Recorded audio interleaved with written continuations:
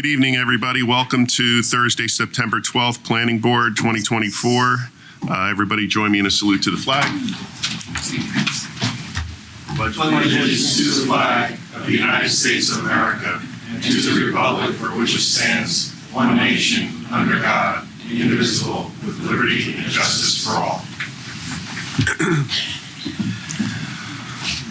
This meeting has been duly advertised according to Section 5 of the Open Public Meetings Act, Chapter 231, Public Law 1975, known as the Sunshine Law. Notice of the 2024 annual meeting schedule has been provided to the officially designated newspapers, the Township Clerk, posted on the Township's website, and available at Hillsborough Township Municipal Complex. Application documents, plans have been made available on the Township's website, and at least 10 days in advance of the meeting, complete application files are available in the Planning and Zoning Department for inspection in accordance with the public meeting notice. Can I have a roll call, please, of all planning board members and professionals? Chair Sirachi and Mr. Vitale are absent. Mr. Wagner? Here. Mr. Vandervliet? Mr. Radowitz? Here. Mr. Scobo? Here. Ms. Smith? Here. Mr. Deb? Here. Committeeman Lapani? Present. Deputy Mayor Ciccarelli? Here. Vice Chair Peason? Here. Mr. Coyce is here. Ms. Ball? Here. Mr. Bernstein? Here. Mr. Mayhew? Here. And myself and the videographer here. Okay, thank you. Consideration of meeting minutes, seeing none. Moving on to consideration of resolutions, seeing none. Planning Board business, 1170 Millstone LLC, File 22, PB 09 MSPV, extension of time submitted through December 31st, 2024. Counselor? We need to approve it. Okay. Do I have a motion? So moved. Second. Roll call, please. Mr. Wagner? Yes. Mr. Radowitz? Yes. Mr. Scobo? Yes. Ms. Smith? Yes. Committeeman Lapani? Yes. Vice Chair Peason? Yes. Okay, moving on, business from the floor for matters not on the agenda tonight. Anybody come up, please refrain from any warehouse applications or anything related to thereof. State your name and your address and limit to 5 minutes. Maria Janusik, 720 East Freck Avenue, Manville, New Jersey. I'm also a Hillsborough Township property owner, Block 86, Lot 3, 2155 Camp Road. Excuse me.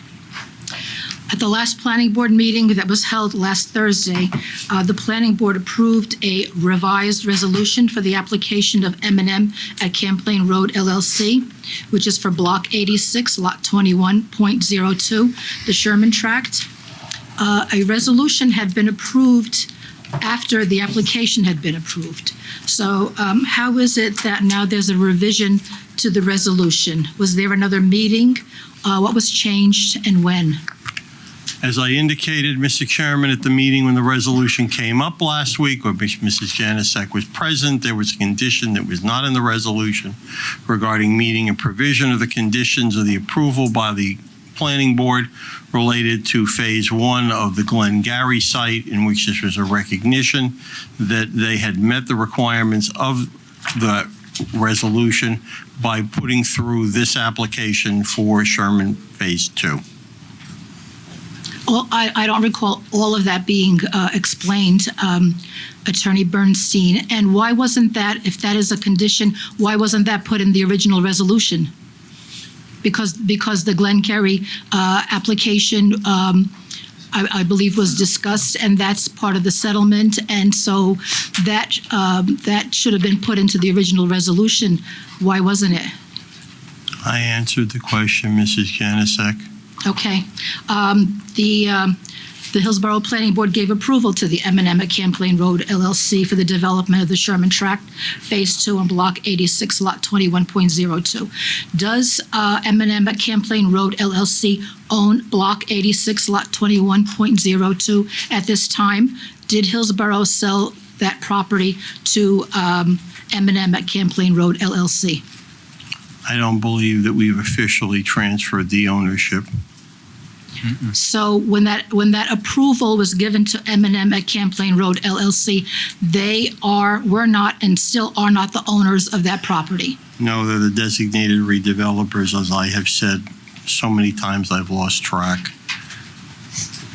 So that is okay to approve a development to a developer who doesn't own the property?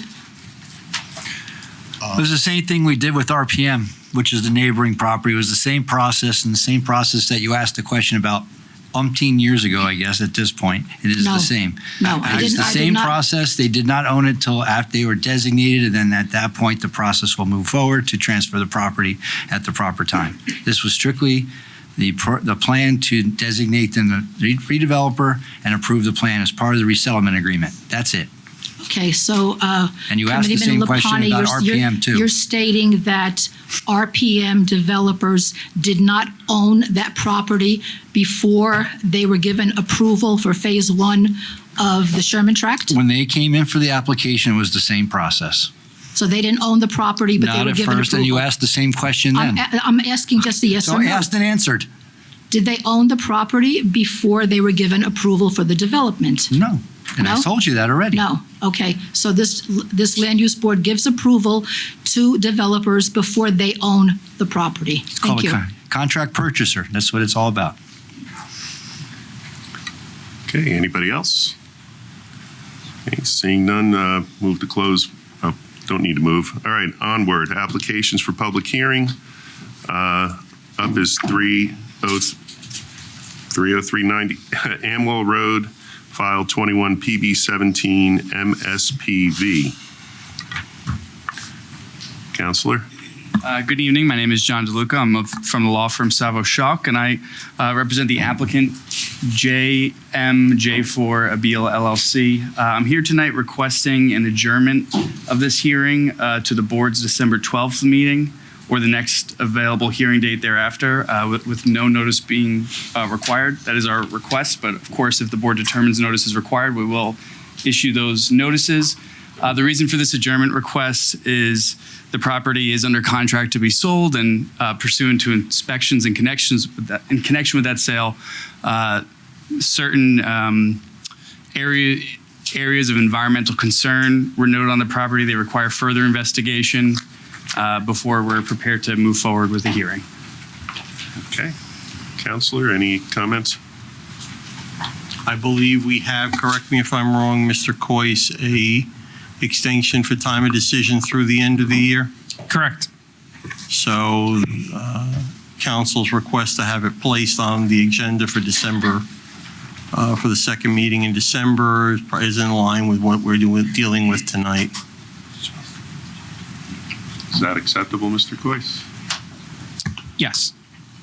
So moved. Is there a roll call required? We need a motion, a second for. Second. Thank you. This is a motion to carry this application, 303 Amwell Road, JMJ4 BLE LLC, file number 21 PB17 MSPV, to December 12th, 2024 at 7 p.m. or soon thereafter, as the matter may be heard without further notice. Okay.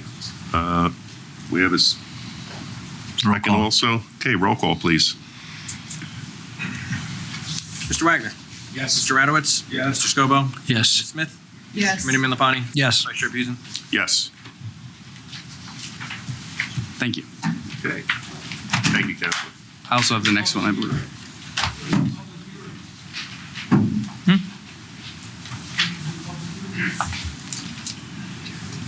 It's an extension, David. There's no public hearing on an extension. You want to raise the issue, raise it. Okay. Next application. Yep. Okay, next application, Mr. Radowitz will take the chair. Well, no, not yet. Not yet. Next application, Mr. Chairman, is Homestead 279 LLC PB 22-PB-05-S/MSPV. Mr. Chairman, you are recused on this application.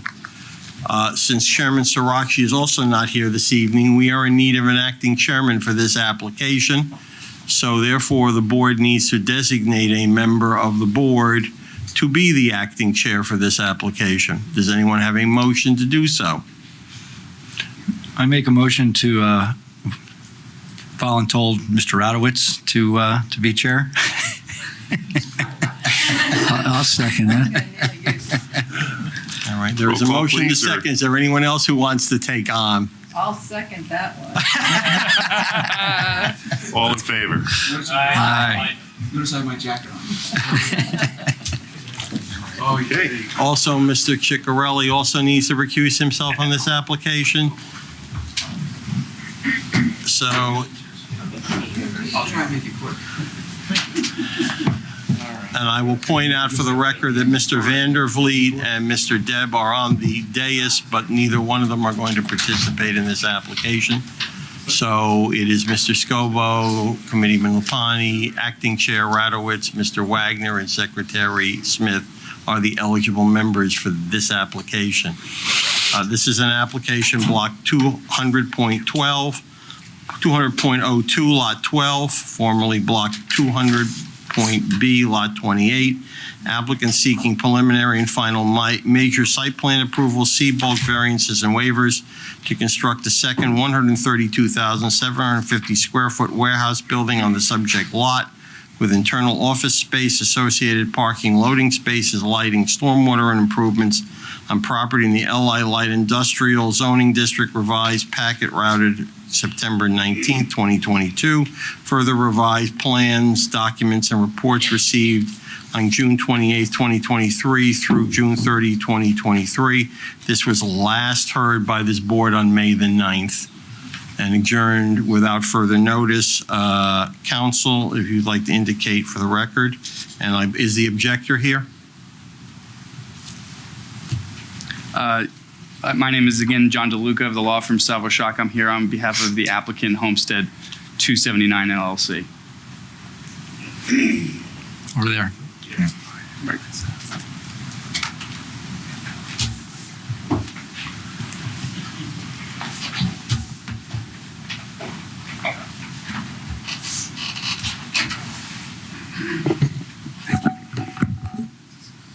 Mr. Iannella, for the record, could you place your name on the record and who you're sitting there with? My name is Sandro Iannella, 747 Route 206, and I'm sitting next to my planner, Chris Mielek. The application is here this evening, Mr. DeLuca. I believe you have a request on behalf of the applicant. I believe Mr. Iannella has his own comments he wishes to make, and then we'll see where we go from there. Thank you, Mr. Bernstein. Yes, similar to the last application, the applicant here is seeking an adjournment. This adjournment request is to be placed on the April 3rd, 2024 agenda or the next available meeting date thereafter, with renoticing of the application to be required. And the reason that we believe that the renoticing will be required and that we're seeking the adjournment in the first place is that in line with the comments contained in the board professionals review memorandum, the applicant is exploring alternative uses for the site other than a warehouse. Townhouses are being explored, so in order to be able to flesh out that plan and prepare those plans, we're requesting an adjournment to that April 3rd date. Next year? Of 2025. Correct. Mr. Iannella? Okay, yes. Hello, I'd like to put this on record. On May 9th, 2024, Mr. Bernstein indicated the September 12th meeting tonight, 2024, meeting be a permitory hearing. He stated that if the application is not ready to go at least 30 days before September 12th, 2024, then the applicant will either withdraw the application or the board will render a decision based on what is before it. As of this date, the applicant has failed to supply the board with the information to satisfy the question of standing. Accordingly, I am asking the agenda for the September 12, 2024 meeting be revised to indicate that the board will render a decision based on the information it has before it. Contrary to the statements made by Redcom's attorney, Michael Ogronic, this application has been delayed because the applicant chose to submit a plan lacking submit a plan lacking compliance and factual proofs that support a reasonable application. The application seeks to place blame for the long drawn-out process on myself as the objector from the last meeting, and the planning board for doing nothing more than requesting that they reasonably comply to the township ordinance and the state requirements. As for blaming outside agencies like the DEP for also delaying the process, this is simply a false statement. The applicant has caused its own delays not completing the required BMP soil testing as required by the NJ DEP. All of these changes and versions of the plan have been submitted are simply not feasible. Redcom has failed to do the required soil testing to confirm that they indeed had a viable plan. Surely in 2 years they could have produced this, at least one test that was done properly. I met with the representatives of Redcom over 2 years ago, and prior to the first hearing, to discuss their intentions, and they chose not to listen to my concerns as they continue to do now. My concerns have not changed since that initial meeting. Redcom continues to misstate and downplay the property consists of 2 residential lots of mine. Homes that housed families living there as well as mine. My concerns have merit, and they will affect not just my property's value, for instance, but families of their design of the proposed warehouse. Also, not to mention the township with traffic and all negative impacts it brings. I have been forced to spend a considerable amount of time and money on the objector to protect my property for severely impacted by an improper plan. Tonight, I'm supposed to be at my daughter's back to school night, and I can't even be there because I'm here again after 2 years. This is the time and money taken away from my family and my life that I should not have to be subjected to. Redcom continues to ignore the request by the planning board and Mr. Bernstein to provide information and adhere to timelessness.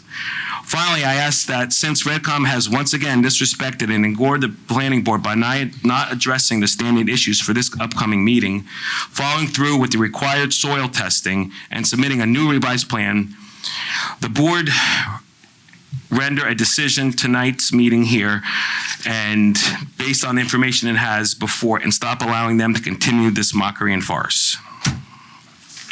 You wish to place that on the record, Mr. Ionel? Yes, I do. All right. Mark this as 01. This is an email that the board received yesterday. It came from Mr. Ionel, was distributed to the board, was distributed to Mr. Ogrodnik's office, and was placed on the civic clerk. So any comments, Mr. DeLuca, before I ask the chair to open this to the public? Yes. So obviously we are seeking an adjournment as I stated previously. The reason for that adjournment is to rework the plan and address the comments in the professionals review memoranda, as I stated. Part of that is revising the plan, not to build a warehouse, but to build townhouses in this residential area, as Mr. Ionel pointed out. And just to specifically address the issue of standing, standing is determined by whether or not, under the municipal land use law, whether somebody meets the definition of an applicant and a developer. Those definitions are set forward in sections 3 and 4, respectively, in the municipal land use law. An applicant means a developer submitting an application for development, and a developer means the legal or beneficial owner or owners of any lot of any land proposed to be included in a proposed development, including the holder of an option or contract to purchase or other person having an enforceable proprietary interest in such land. My client does hold an enforceable proprietary interest in this land. As of September 9th, 2024, the owner of the lot executed an owner's authorization and consent for adjournment. This was provided to Mr. Bernstein, Mr. Coyce, and I believe distributed to the board. If not, I do have copies that can be provided here. But right here in this authorization, it does refer to my client, Homestead 279 LLC, as the contract purchaser. We do have a written contract. I will state that contract is under negotiation to be amended and extended, given the reworking of the plan from a warehouse likely to townhouses. So that's That's my rebuttal to Mr. Ionel's comments about my client standing here before this board. So just to reiterate my request, I'm seeking an adjournment out to April. That would be the April 3rd meeting or the next available hearing date thereafter. That would require renotice, and we understand that, and we're prepared to make that renotice and make a full plan presentation before the board. Thank you. Mr. Chairman, before I suggest to the board make a motion to open this to public, I would like to place on the record the owner's authorization and consent for adjournment because I think it needs to be part of the record. Owner's authorization and consent for adjournment, applicant Homestead 279 LLC, Redcom, Hillsborough Planning Board, owner 279 Homestead Road LLC, property block 200.02, lot 12, updated September 9, 2024. Owner's authorization to file application with amendments and site walk authorization. This application consists of one parcel identified on the tax map as block 200.02, lot 12. The owner has reviewed all plans and specifically the amendments to the plans as proposed in plans revised last letter via letter dated November 30th, 2023 from contract purchaser Homestead 279 LLC. I, Brian McNally, is the sole managing member of 279 Homestead Road LLC. Does hereby consent to the adjournment of the pending warehouse application while the parties explore alternative land uses. The following provides authorization on behalf of the fee simple property owner. I thank Mr. McNally for pointing out one of the many problems that has gone on in this application, which is this is one single piece of property, of which there is already a building on the one single piece of property. We've been led to believe the possibility that there may be an alternative option. There even may be an alternative contract purchaser. So for the purposes of the record, I ask that this be also placed as part of the application record. And at this point, Mr. Chairman, what might be the appropriate is a motion to open this to the public. Well, excuse me, Mr. Chairman? Unless Mr. Coyce has any comments he wants to make, or Mr. May or the board, but that's... If I just may advise the board, residential is not a permitted use in the LI zone. And if the application is amended to include townhouses or residential of any kind, it would have to go to the Zoning Board of Adjustment. Unless the zoning was changed. Just commenting on it as it is exactly today, it being in the LI. Understood and noted. Members of the board, any questions or comments? I think we let the public speak, then I'll reserve comment after that. Fair enough. Motion to open to public comment. So moved. Roll call, please. Just open public? Yep. Yes. Motion to All in open. favor. Should just say all in favor. All in favor. Aye. Aye. Okay. Come on up. Any comments? Please come up, state your name and your address. David Brooks, 7 Winding Way in Hillsborough. Ever since this application came in, it was convoluted, confused, flag lot. We're going to change it. We're going to adjust it. It's, I hate to say it, kind of like a joke, although it's not a funny joke, simply because of the fact that it has dragged residents and ourselves out for meetings to talk about why it's a bad place for a warehouse, why it didn't fit the zoning. And I think all of you are in a position to act tonight in a decisive fashion. It's one less warehouse, which I think everybody says good, but it's also, as Mr. Coyce has indicated, not amenable for residential. So instead of delaying this whole process, I say drive a wooden stake into the heart of this warehouse and end it, and let the applicant come back with a whole new application, if they choose to, that comports with zoning. I think you are all in a perfect position to simply vote no and eliminate this thing and let it come back as a clean application that makes more sense and doesn't have this crazy history that has gone along with it, which we've all followed, and have to admit, scratching our head that it's going to be a condo, it's going to be leased back, it's going to be this, it's going to be that. It doesn't fit. And I think to allow it to continue will add to the confusion for all of you to ultimately decide what to do with it. And thus I say to you, please vote no tonight. Thank you.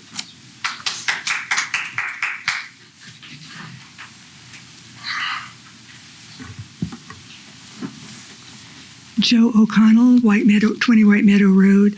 I have to agree with him completely. And if you hadn't noticed, one of the little comments that he just made too was that if it's not a warehouse or condos or perhaps something else, I mean, just kill this thing and let it go and stop wasting our time. Thank you. No applauding, please.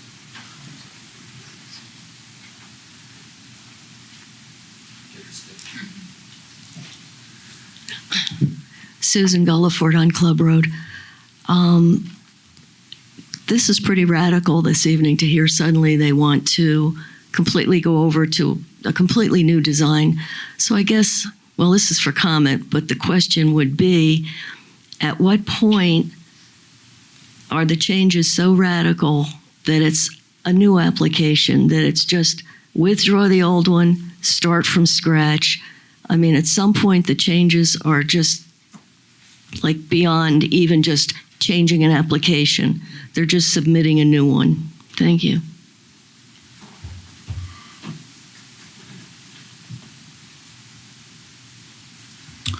Anybody else?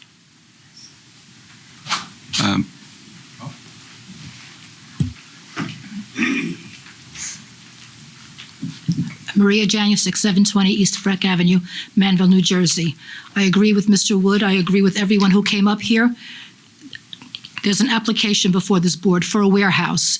The attorney for this application is saying, well, give us a chance, maybe we'll figure something else out. I don't think that's right. It's a warehouse application. Here, the warehouse application. Thank you.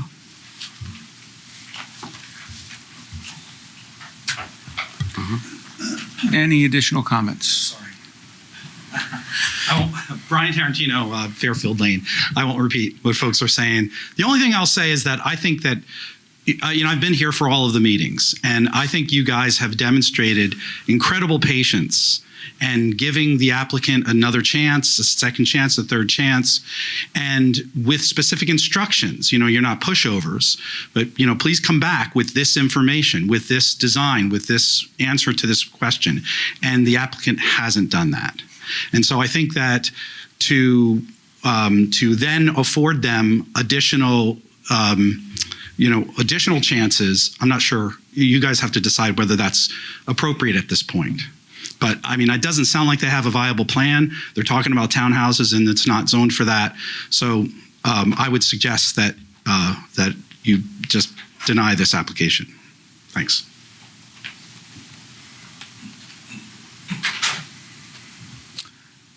Any other comments? Motion to close? So moved. Second? Second. All in favor? Aye. Aye. Public comments are closed. Any additional comments from council or the objector? Yes, I would like to say something. And David Coy, I do agree with you. My residential lots on 206 is in the zone of Gateway B. The properties adjoining us, behind us, is light industrial. The Larkin buildings and everything back there is light industrial, including the building on this lot. Now, I'm hearing townhouses are going to be proposed. To me, that's just a scare to me to say, oh, okay, I'll let you put the warehouse up and it'll be a lot better than having all these people live behind me. Well, that's not the issue. The issue is still going to be this main concern of where the water's going, lighting. You have a light industrial lot that's still a flag lot, and they still have no frontage for the back. I don't understand how it can even be proposed when it's the same exact issues, if it's a warehouse, if it's a ShopRite, if it's townhouses or a golf course. It's the same issues. It's light industrial. So again, I kind of feel that was a scare to me to say, hey, let it go. Let's do the the warehouse so I don't have to see townhouses back there. But I'll still fight it because it's still against my property and it's the same exact issues I have with everything going on. Thank you. My only comment would be that my statement that we're possibly exploring townhouses is in no way intended to be a scare tactic.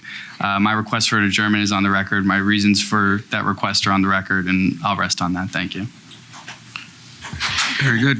Mr. Chairman, before the board comments, I would like to place on the record so we make it clear. There is no other application of any sort before this board tonight.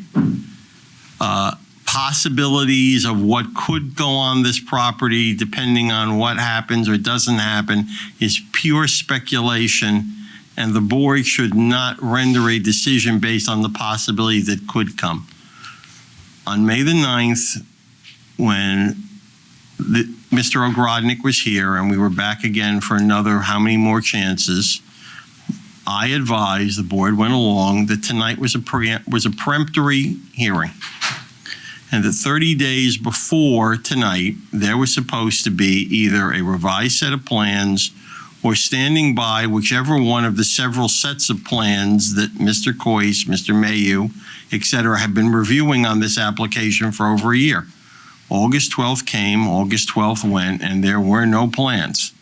So you are here tonight. You have now a request for an extension for the possibility of a future yet to be determined application that may or may not be before you versus what you have before you, which is really the only issue that's before the board tonight.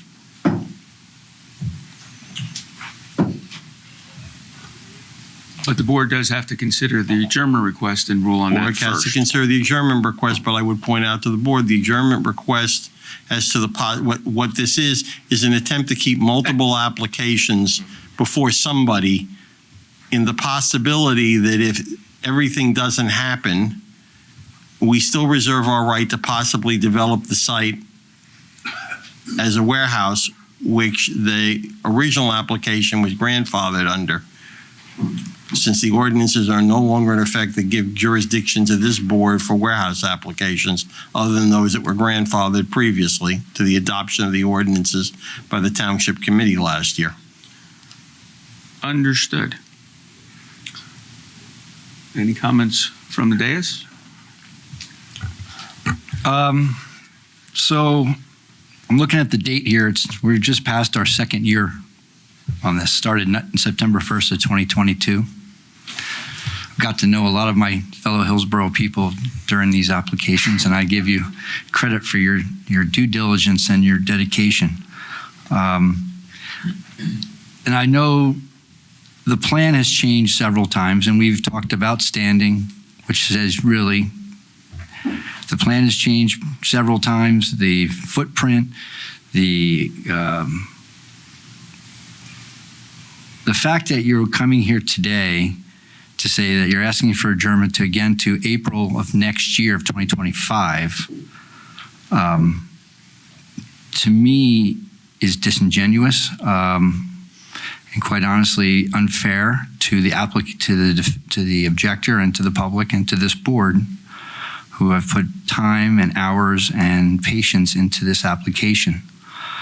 The fact that you are doing this at this juncture, I am at a point where even if you should come back, it's a completely different plan. You would have to probably almost resubmit for a new application anyway, and go through whatever you bring in to make sure it fits the zone, if it does fit the zone, number one, which one of the applications you suggested doesn't.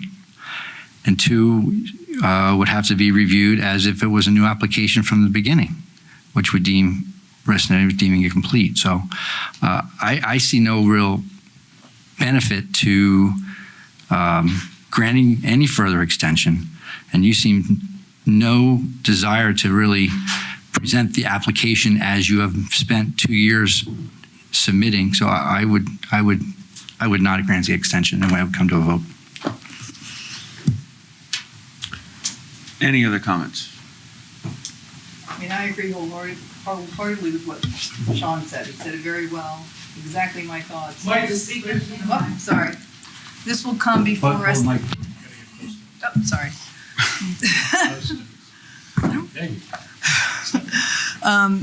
This will essentially be, it sounds like it will be a new plan altogether.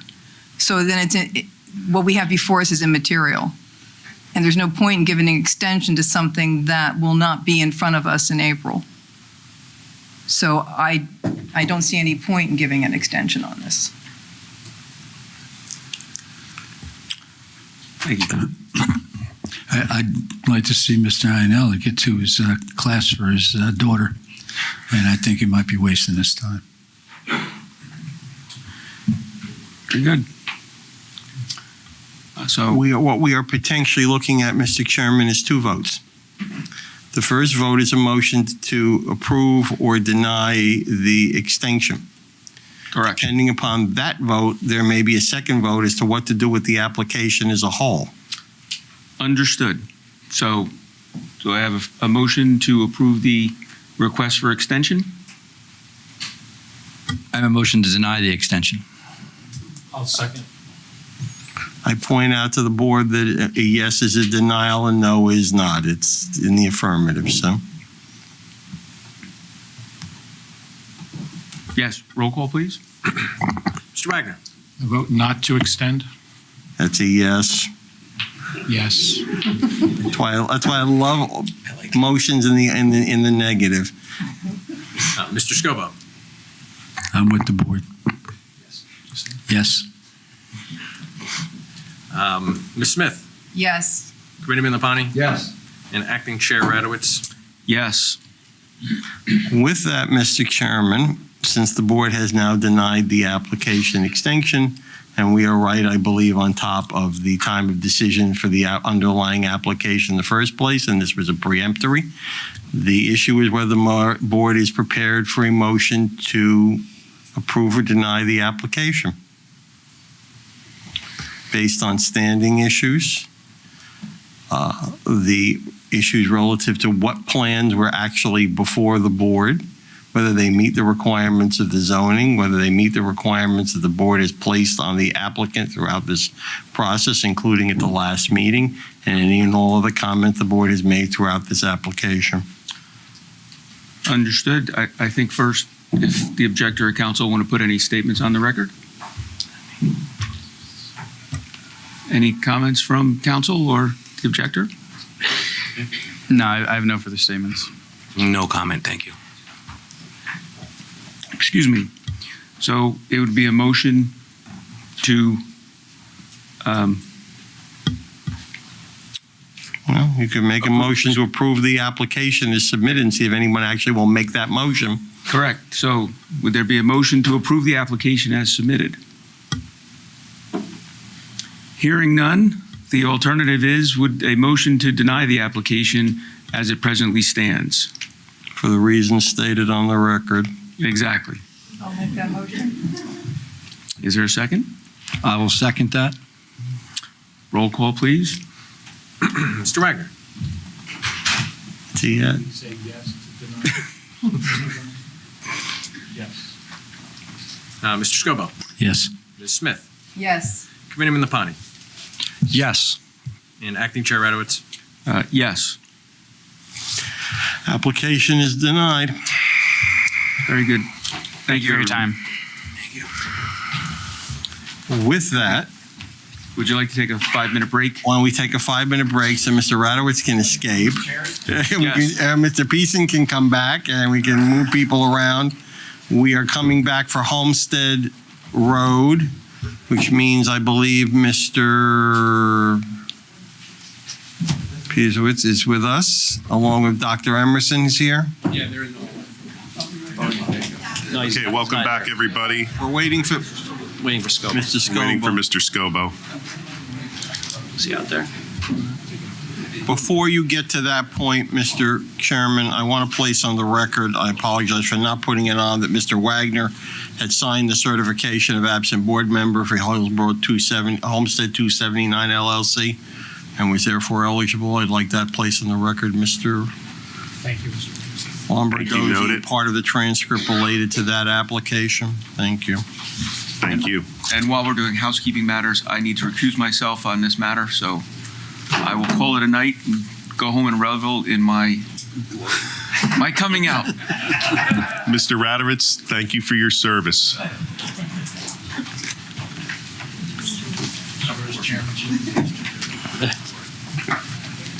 All right, we're waiting for one more planning board member to make it back to his chair, to the dais. That's the question, Mr. Scobo. We lost him. If Mr. Radowitz sees Mr. Scobo outside, he can give him a gentle nudge.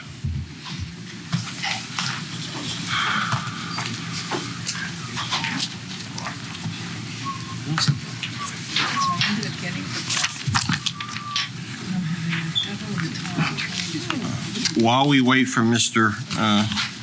Scobo, Mr. Peason, I'd like to place on the record, when he does return, that I have a certification of absent board member, examination of record eligibility to vote for Mr. Scobo for viewing the April 11, 2024 video of this application. Therefore, he is eligible to participate in this application when and if he returns. Thank you. Noted. One moment. If we get a note from the back, he will be here. We're almost there.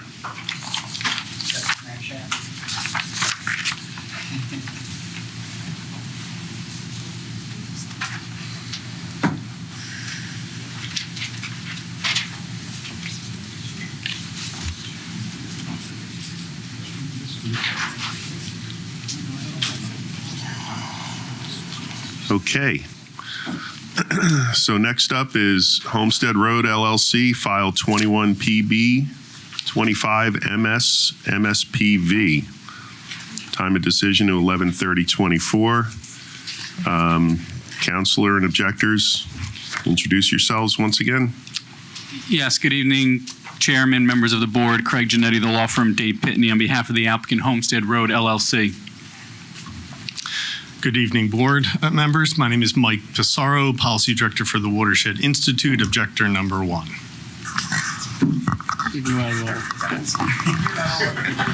Scott Gross, objector number 2. John Lanahan, objector 4, I believe. Brian Tarantino, representative of SWAT. Objector number 3. Is objector number 5 here this evening? She's not. There's been some issues. All right. The answer is she's not here. Let's leave it at that. Okay. Okay. I believe, Mr. Chairman, that where we were was Dr. Emerson was awaiting a cross-examination from Mr. Giannetti. Am I incorrect, counsel? You are correct. So why don't we swear Dr. Emerson in again? Sure. Are you swearing testimony to tonight is going to be the truth, the whole truth, and nothing but the truth? I do. Certainly. Clay Emerson, ClayEmerson. Thank you.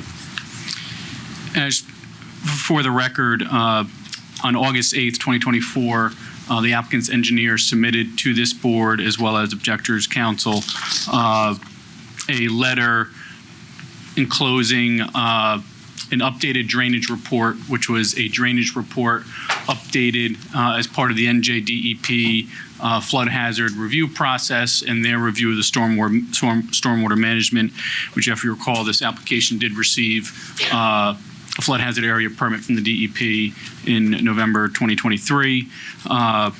So that updated report was submitted along with a updated site plan, last revised February 2024, but really there was no changes to the site plan other than some minor adjustments per the DEP review with respect to the basin that Mr. Ford highlights in his letter, and then kind of walks through point by point how the updated drainage report, updated through the review of the DEP, addressed a number of the issues raised by Mr. Emerson. We submitted it so there would be advanced time for Mr. Emerson to review it. I'll have some questions for it probably on cross-examination. But I just wanted to highlight for the record that that information was submitted. And if I may, just to shortchange a little bit of this, on I believe it was August 13th, we did receive the revised drainage report. Couple things I want to point out. One, that was between the directive, actually during the cross-examination of Dr. Emerson, but that report dated October 16th, 2023. So the applicant has had this in their file on their shelf in their computer storage for 10 months, 300 plus days before submitting it to anybody. In the middle of August, I will tell this board, despite my best efforts, I got it about a week and a half before I went on vacation, and then came back to an extremely packed schedule. So I have not fully gone through that drainage report. I'm not, Dr. Emerson can testify to what he has reviewed and has not reviewed, but I think it is beyond the scope of direct. I think, again, having held it for 300 plus days, it is not, quite frankly, reasonable to expect anyone to have gone through a 900-page report, several pages of RISE documents, including the addition of an additional infiltration basin, which I would not necessarily call minor, and then show up here tonight and expect a full evaluation of what Mr. Ford did or did not do. There has been no testimony by Mr. Ford or anyone else from the applicant as to what those documents are, why they were done, and what they demonstrate. So frankly, I will anticipate probably issuing a few objections to any cross-examination.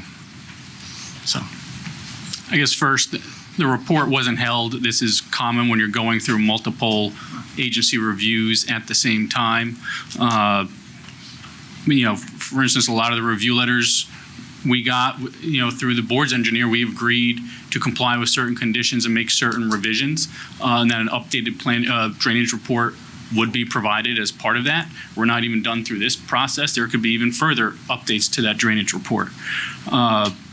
So they've had the time. The report, a lot of the stuff that Mr. Ford testified to is not necessarily from his drainage report. It's very technical. As you heard from the testimony of Mr. Emerson last time, this is pretty technical information.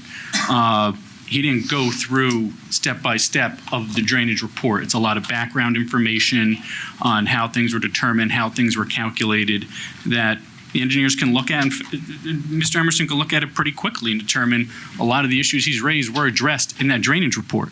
So much so, the DEP has determined that our stormwater management complies with the DEP stormwater management regulations. The Delaware and Raritan Canal Commission has reviewed it and determined our stormwater management plan complies with the DEP regulations. So, he can continue to talk more about stormwater management, but, the fact of the matter is it's been reviewed by two agencies and have determined we complied with those regulations. It's either complex or it's simple and can be reviewed very, very quickly. So again, Mr. Giannetti will certainly ask his questions, and I will certainly place on the record those objections I feel to be appropriate.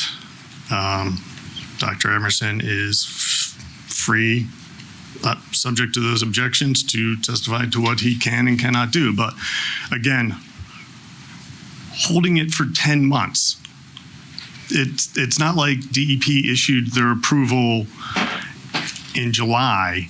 I revised the report to comply with those, and then I submitted it. And that doesn't mention the May 30th, 2023 revision. The last revision that this board had on civil clerk that we talked about, that Michael Ford, the applicant's engineer, testified about, I believe, was the March 23, 2023 report. Okay, noted. Mr. Continue. Chairman, Yes. for the record, I point out to the board that Mr. Ford's latest report is not in evidence before this board. It has not been placed into evidence, and Mr. Ford, at some point, in order to get it into evidence, is going to have to come here and support it. So Mr. Giannetti can raise his issues, Mr. Pizarro can deal with his objections, Dr. Emerson can answer accordingly, but just to make sure that everybody understands for the purpose of the record, Mr. Ford's report is not before this board officially. Thank you. I should have mentioned that myself. And, That's if fine. it is appropriate. Occasionally they, And if appropriate and necessary, we would bring back Dr. Emerson to address any of those additional testimonies if necessary. Mr. Giannetti? Sure. And I would point out it's Dr. Emerson just for them. I guess technically we're both doctors as well, if we want to go that. Yeah, thankfully, yes, and the fact that we don't allow ourselves to be called that is a whole different issue. I just moved the mic a little closer to you. Thank you, Greg. Sure. Thank you, Dr. Giannetti.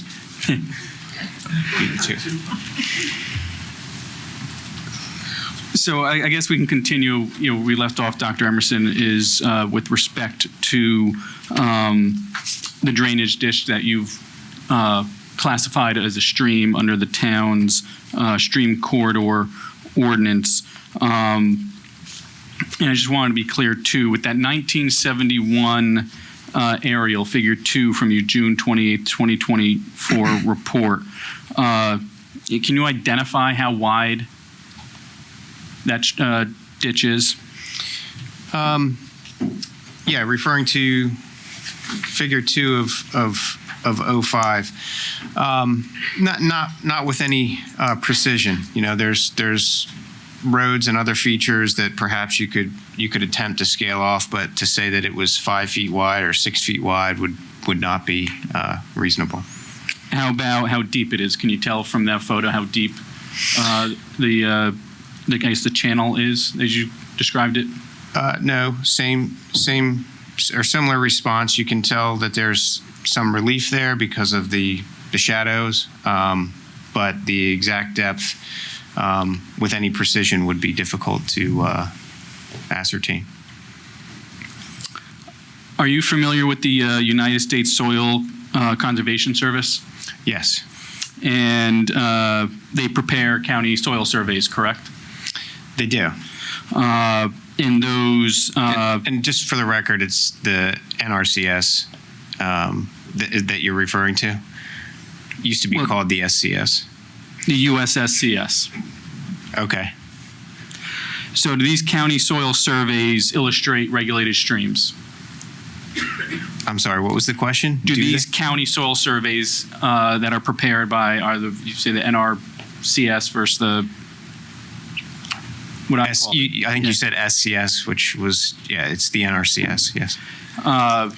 Do those surveys illustrate regulated streams on them? No, I mean, they may depict streams, but whether or not they're regulated or not, that they don't, the NRCS soil surveys do not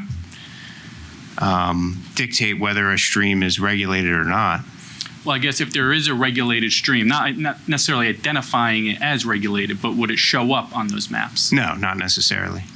So would any streams show up on the maps? I'm sure some would, yeah. I mean, I don't know exactly what maps you're talking about, but because you can view that same information in a number of different formats. So to the extent that a stream shows up in an aerial photograph, perhaps like the one in figure 2 of the report you referenced, if that aerial photograph is used as the underlying base map for the soil survey, then the answer would be yes, it would show up, just as it does in figure 2 of 05.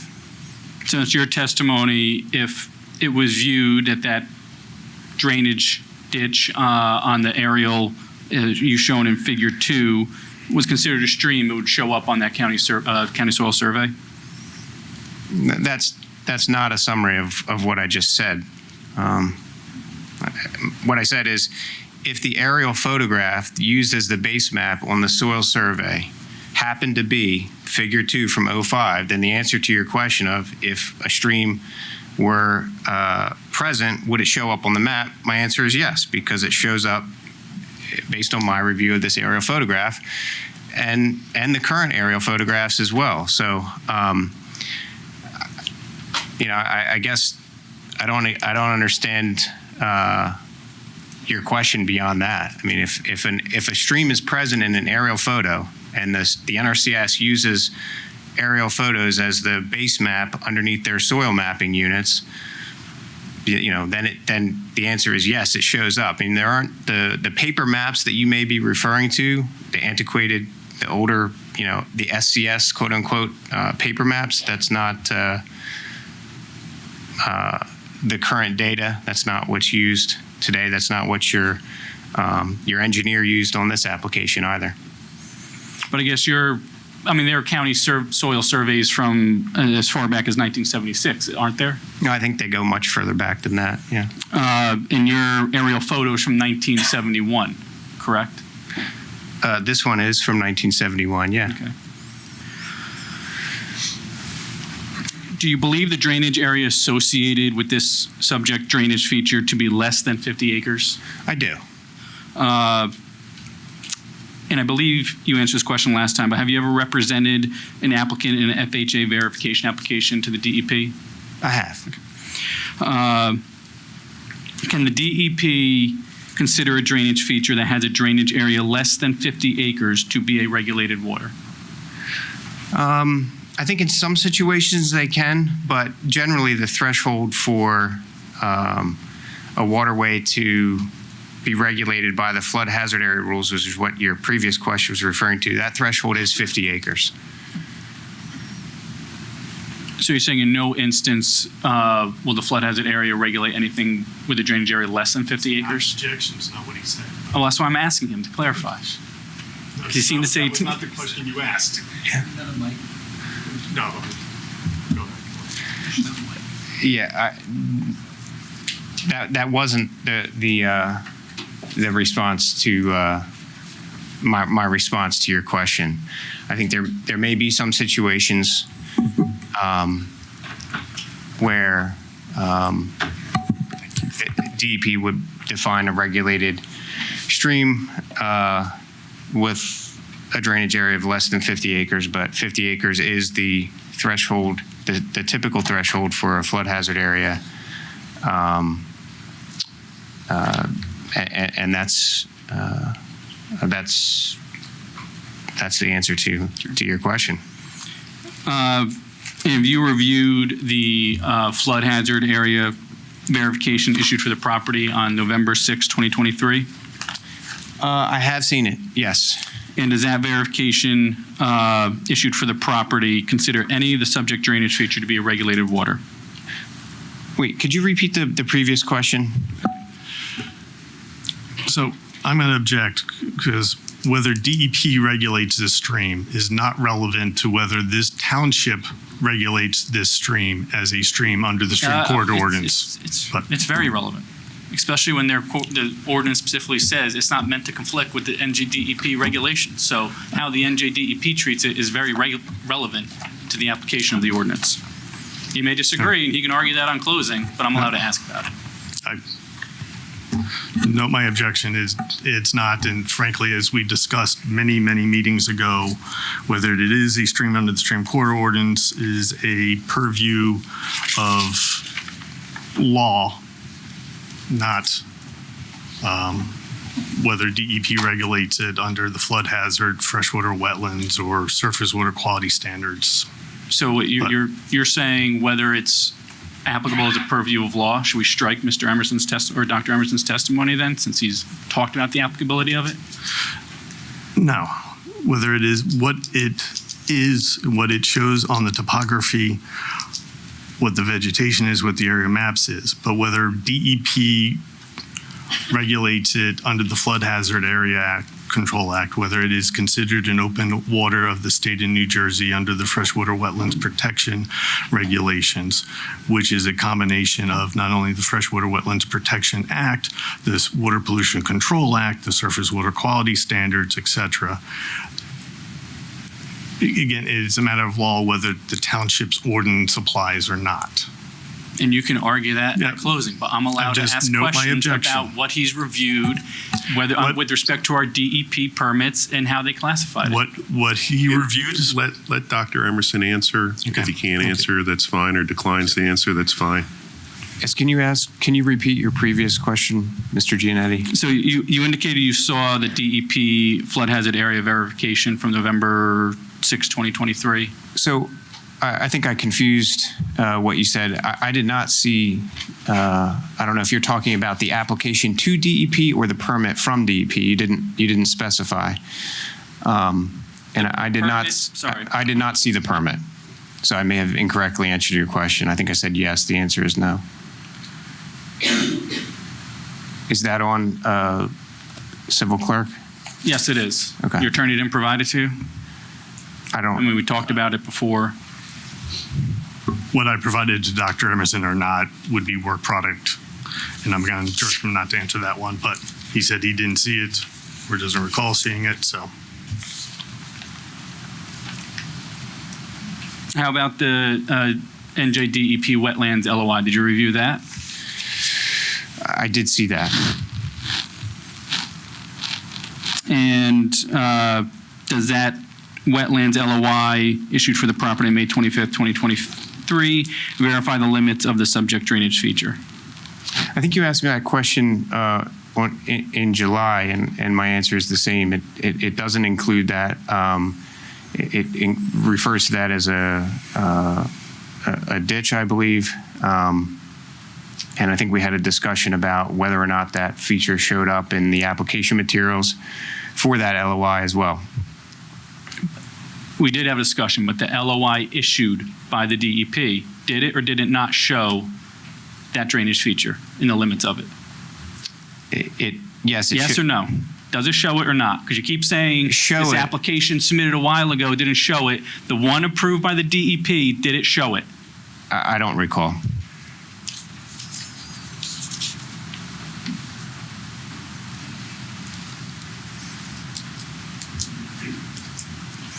Does the wetlands LOI that was issued for the property classify the subject drainage area as a state open water? Do you recall that?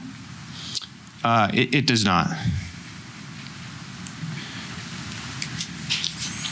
Now, you do recall it was classified in that LOI as an ordinary resource value wetlands ditch? Yes.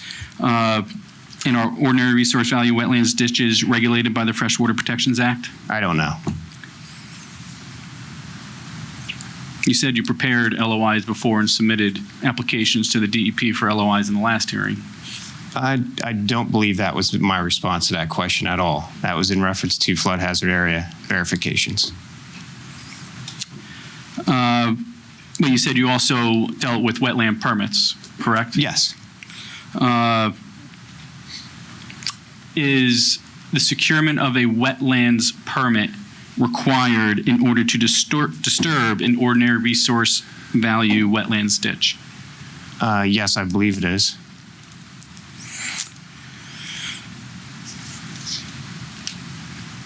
And if someone disturbed that ordinary resource value ditch without any permit from the DEP, they'd be in violation of DEP regulations. Is that correct? Yes.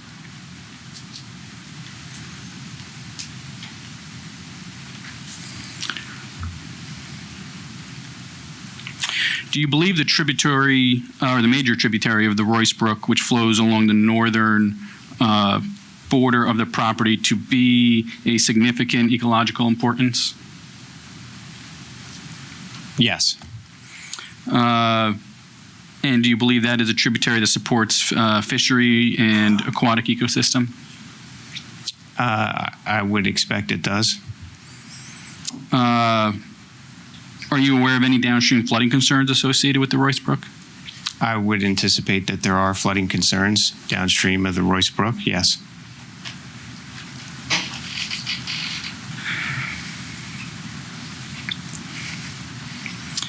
Now, as it stands today, with this drainage ditch, and it's located near the parking area where vehicles are stored, isn't that correct? That's correct. Do you know of any water quality pre-treatment of that runoff today prior to being discharged into that ditch? Well, I would love to answer that question and the plethora of other questions that you've already asked and are likely to continue with. And I believe we did request the opportunity to see the quote ditch in question or stream, and I believe we were denied access to do that. You're not entitled to access, correct?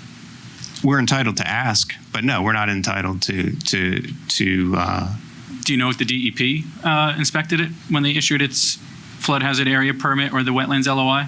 I believe your expert testified that they did. So, well, you heard the testimony from Mr. Cook then also that the current drainage being collected in that area and going into the ditch is untreated from that vehicle parking area and discharged into that ditch. Do you recall that?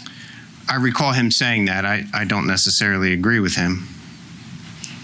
You don't agree with him in what fashion?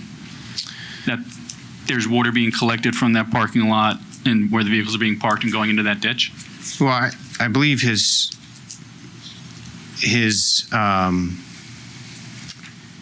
reasoning ultimately was that the complete removal, filling of the stream in question was a net benefit for Royce Brook, and I strongly disagree with that conclusion. Putting aside that conclusion, you recall it's difficult for me to do.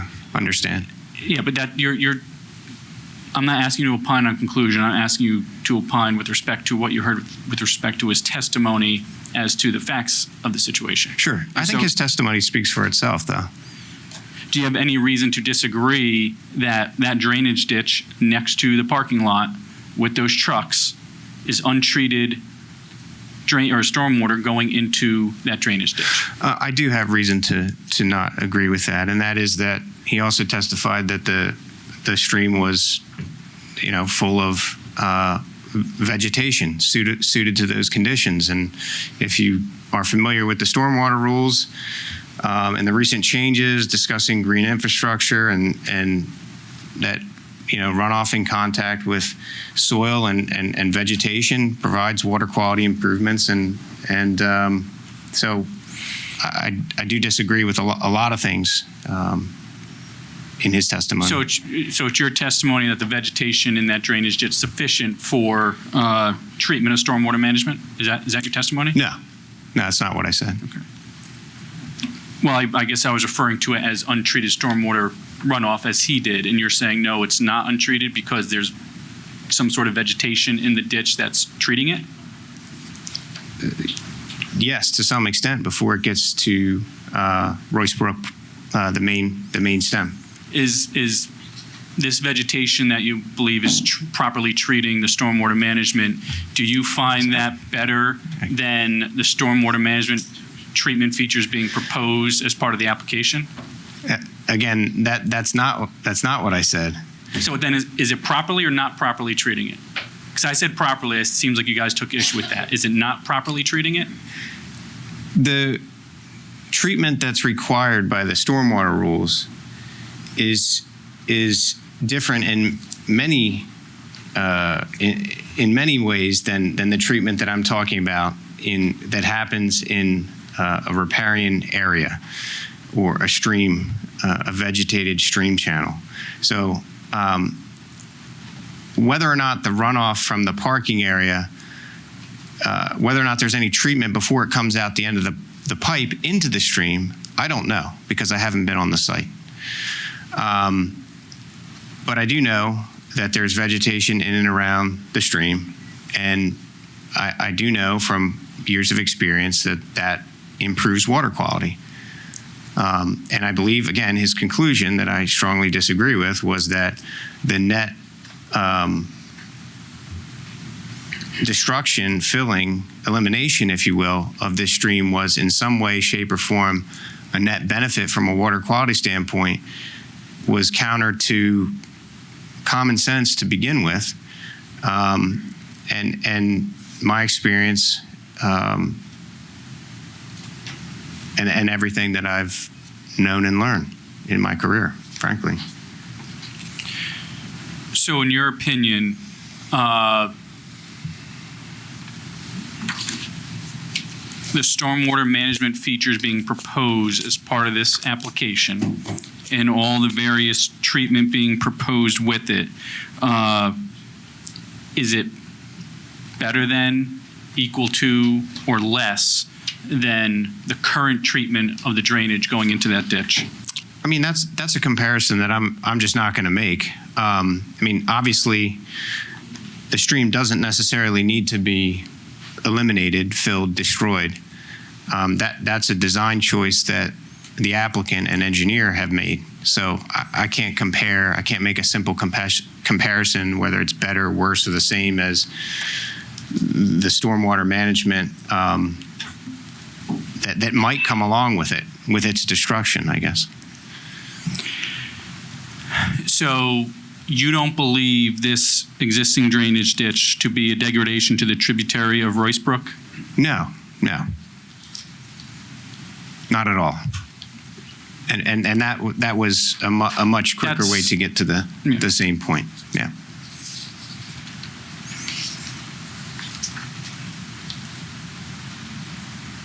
But again, I guess you, at the same time, at some point you say, well, you don't know if it's untreated because you haven't been out there, but you're able to conclude that it's not a degradation to the Royce Brook tributary. No, I think you're misunderstanding. No, I understand everything you're saying. Let him finish the answer. No, let me finish.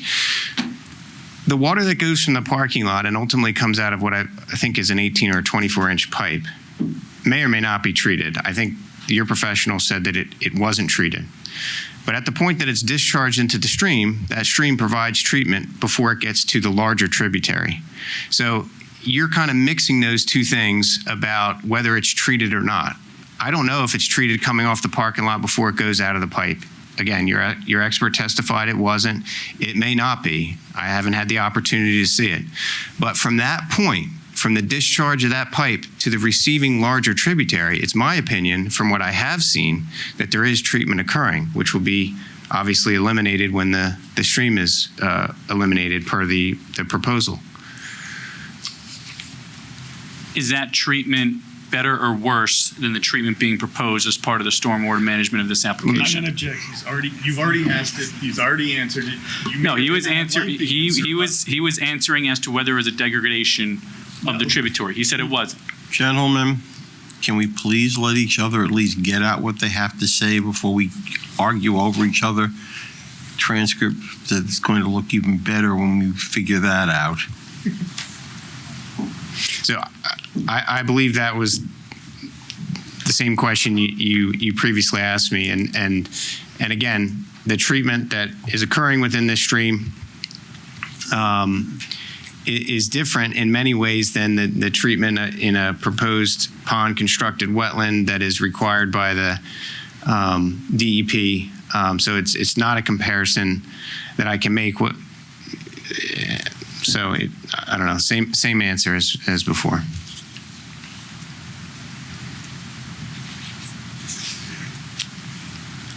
You heard us talking about earlier the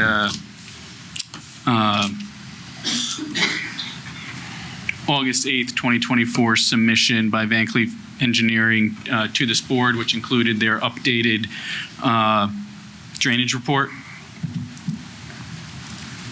Did I hear you say that it was submitted? Yes. Yes. And do you have an opportunity to review that?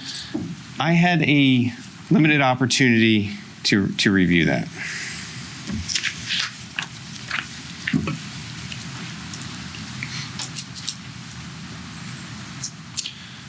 And to be clear, that was submitted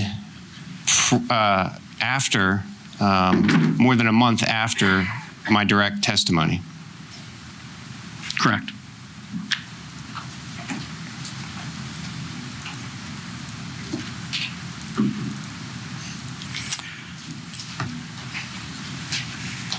despite being prepared. I didn't ask, there's no question Okay. pending.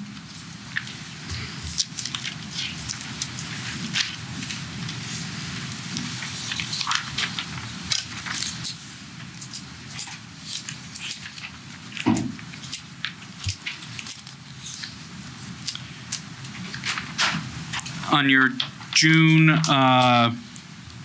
12th, 2023 report, there's figure 2, where you do a comparison of Appendix J of the drainage report.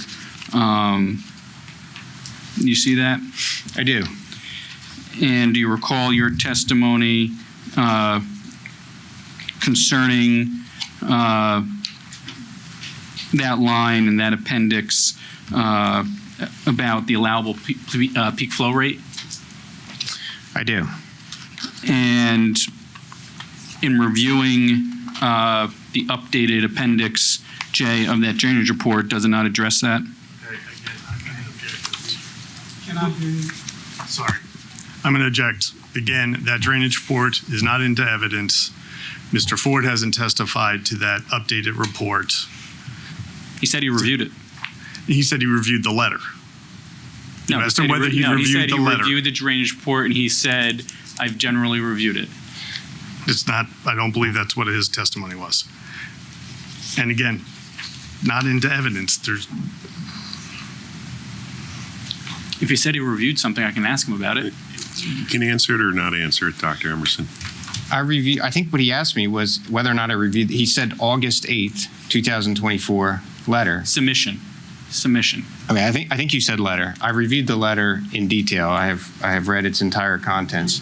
The appendix, whatever you mentioned, page 800 and something perhaps of the drainage report, I have not seen in detail. Have you seen the drainage report? I have seen the drainage report. Wouldn't that be one of the first things you looked at since you spent half the night at the last meeting testifying to it? Wouldn't you want to look at that to see, was that addressed? Again, my objection that this report sat on someone's desks from October 16th, 2023 That has to nothing the to do with middle my of question. August. That has nothing to do with my question. And whether he has skimmed it or looked at it in detail and has an opinion when it's not into evidence, again, if you want to put it into evidence and you want to have testimony, you are more than welcome to bring Mr. Ford here and Mr. have Ford testimony. will come back and testify to it, and but he's then reviewed, he said he's reviewed it. I can ask him questions about it, of what he's reviewed, what he's not reviewed, whether it's impacted any of his opinions. Well, the answer to your question is no. Which question? You did, so you didn't review that? No, that wasn't your last question. Okay. Your last question was, wouldn't that be the first thing you look for? Okay. And the answer is no. You want to talk about the letter? Fine. You want to? I'll ask what I want to ask. Object. You can object, and then we can move on.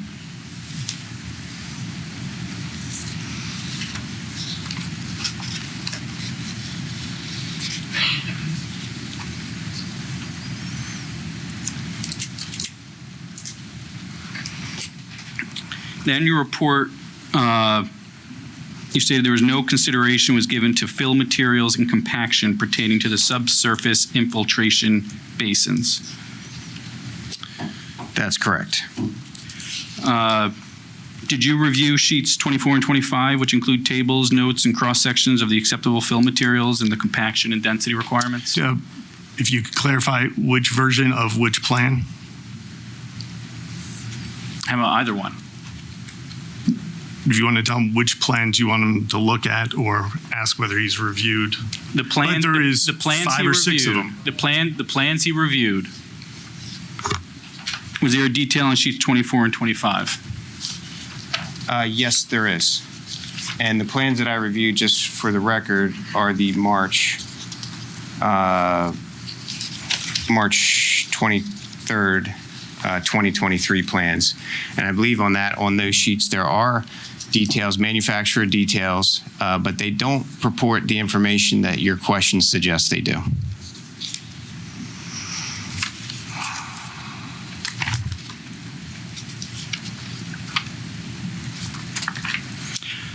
Does the New Jersey Stormwater Best Management Practices Manual indicate that post-construction testing must be performed on as-built small-scale infiltration basins to ensure the subsoil is sufficient permeable? Can you be more specific in the reference to the BMP manual? How about does Chapter 9.8 of the New Jersey Stormwater Best Management Practices Manual indicate that post-construction testing must be performed on an as-built small-scale infiltration basin to ensure that the subsoil is sufficient permeable? That sounds like that would be the section it would be in, yes. So then you agree the issues you're raising, the concerns you were raising, that testing has to occur to confirm it still complies with DEP regulations with respect to the basin? No. It's my opinion, and I think as is outlined in the letter, that the plans have to be sufficient enough in detail. There have to be enough knowns. You have to do the required testing so that this board has a reason to understand that the system will be compliant. It's not, although that statement may well be in section 9.8 of the BMP manual, it's this board's responsibility to ensure that, it's not left up to post-construction testing. And what's in the plans does not give me the comfort, the knowledge, the assurance that this system will work. But it gave the DEP comfort, knowledge, and assurance, didn't it? I cannot speak for the DEP. It gave the Delaware and Raritan Canal Commission comfort. I don't represent the Delaware Raritan Canal Commission either. Fortunately for us. Is that a question? Wow.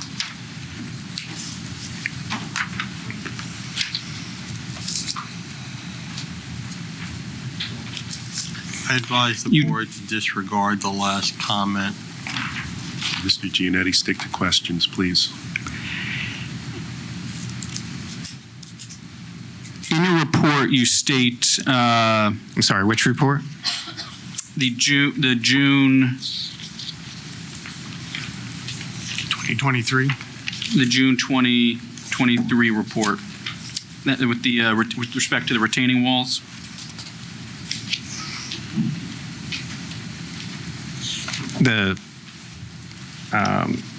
Which retaining walls? There's, I think, a couple. You indicated the retaining walls did not have an adequate distance from the subsurface infiltration basins. I'll try and find the exact page. But do you recall that statement? I mean, you testified to it at the last meeting also. I mean, yes, generally. I mean, I think there's over 4,000 feet of retaining wall proposed on this project, and I do think the letter refers to it in a couple different places, and I certainly referred to it in my direct testimony as well. Now, I know we asked talked about some of this at your last meeting, but I don't know if I asked specifically about this. Have you ever written a structural soil report? Do you mean like a geotechnical report? Like when you say structural soil, I don't know exactly what you mean. You never heard of a structural soil report? Well, typically if we're hired to do what I think you're talking about when you say structural soil report, that's not a term that I'm familiar with, where we go out and hire, do borings, hire a driller, do tests on the soil to estimate bearing capacity, things like that, USCS classifications along with USDA. I don't know, we typically call that a geotechnical report. And you're asking me if I've ever done one. The answer is yes. How about structural soil inspection, or if you want to call it a geotechnical soil inspection? Do you mean overseeing test pits or overseeing test borings? The answer is yes. And designing retaining walls? I think we asked this last time. You did, and the answer was yes. So, are you familiar with any general standard for an adequate distance for subsurface infiltration basin from a retaining wall being 70% of the height of the wall? No. No, I'm Never not heard of familiar. That an infiltration basin can be 70% of the height of the wall? Is that what you said? The distance Yeah, the separation in plan view. What was the number again? 70% of the height of the retaining wall. So if the retaining wall is 10 feet tall, you can have an infiltration system 7 feet away? Correct. Yeah, that sounds like a bad idea. I have not heard of that.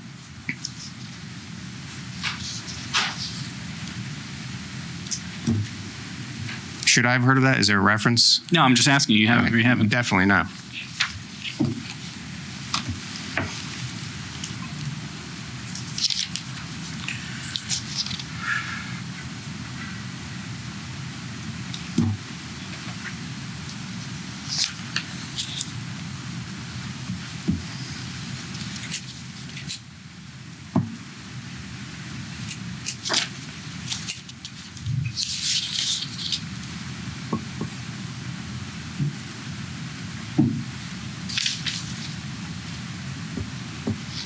That's all I have, Mr. Emerson, or Dr. Emerson.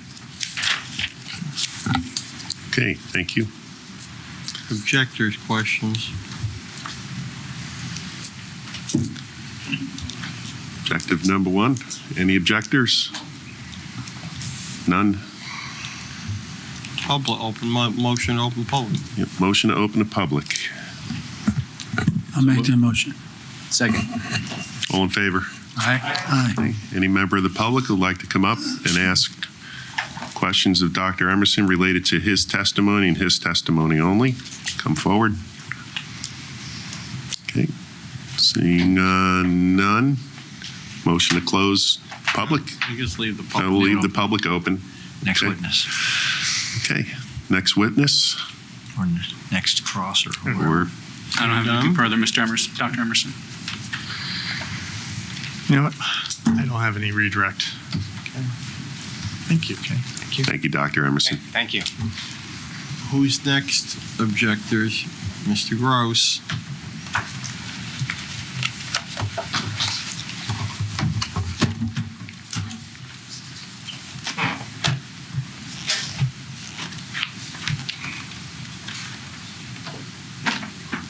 You want to take 5? Yeah, we're going to take 5, everybody.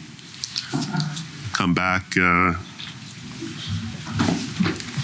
everybody's synchronized watch at 8:46. 8:46. I think it's safe to say we're back in session. We have our next objector. Please identify yourself and your witness, please. My name is Scott Gross, objector number 2, representing local Citizens Against Traffic, LCAT. I'm introducing Mr. Ken Hausman. Do you swear testimony you give tonight to the truth, the whole truth, and nothing but the truth? I do. For the record, can you state the claim?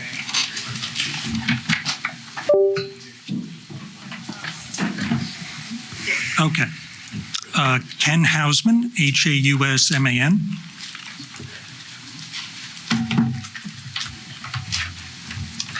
Mr. Hausman, could you introduce yourself and include your relevant education, licenses, and experience in the area of traffic analysis? Sure. So let me, present my kind of general experience first. I have 2 degrees in civil engineering with a focus on transportation from the University of Maryland in College Park, which I received in 1984 and 86. Shortly after graduation, I moved to New Jersey. I got my professional engineering license here in New Jersey in 1991, and I've maintained it since. For most of my career, 97 through 2019, I had my own small business, and I focused on travel demand forecasting, traffic analysis for large transportation infrastructure projects. Have you have you just testified before any boards?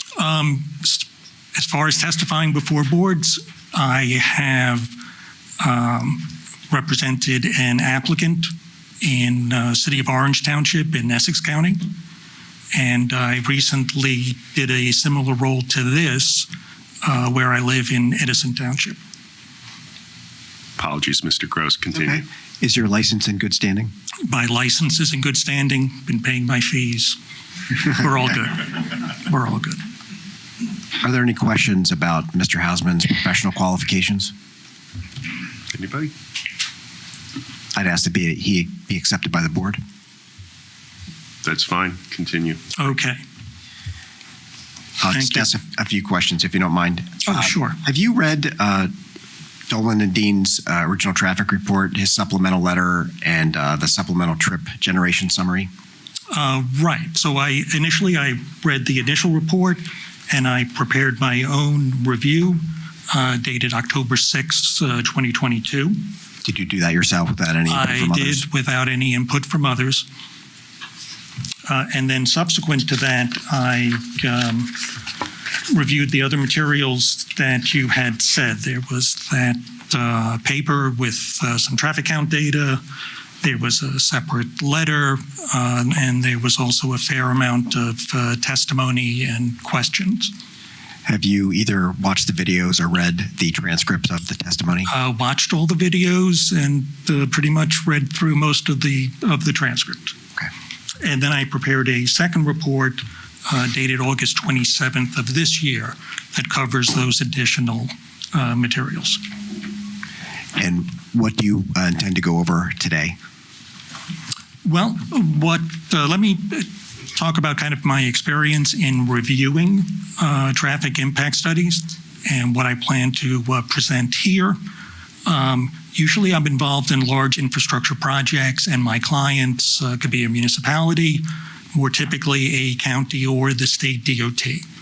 So when I am asked by the state DOT to investigate conceptual road improvements, say here on Route 206, what I would do is I would obtain traffic forecasts from the regional planning agency, which are based on population and employment, and then I would also review any approved traffic impact studies, because I need to add that traffic to the regional background growth. Now, when I do that work, I become responsible for my entire report and recommendations.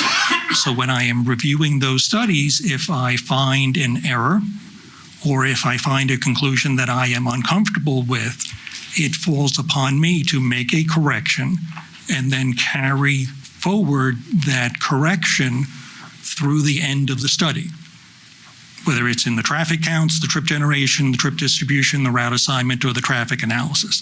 That all falls on me. Now, this project is a bit different. There's one traffic impact study here. The applicant has prepared it, and if there are errors or questions about the traffic impact study, it's the responsibility of the applicant to address them.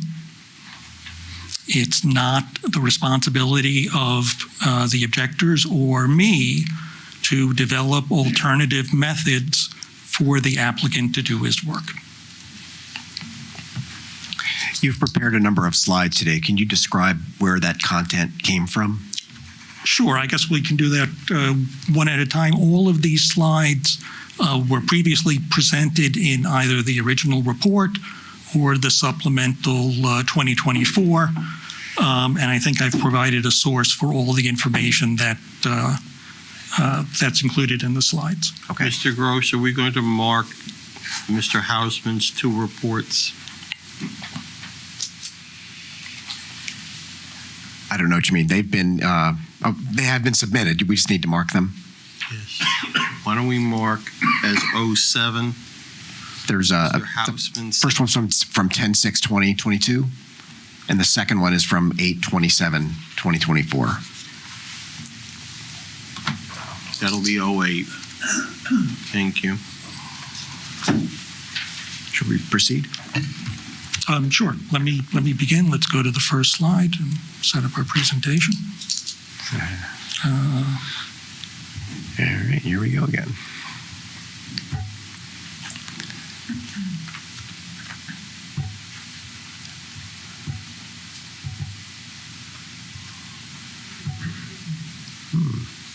What do you do to add a slideshow? Yeah, if you hit view on the top ribbon, you can click slideshow.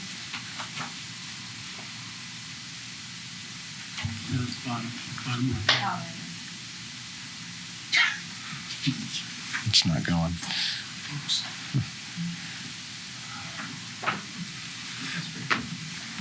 All right.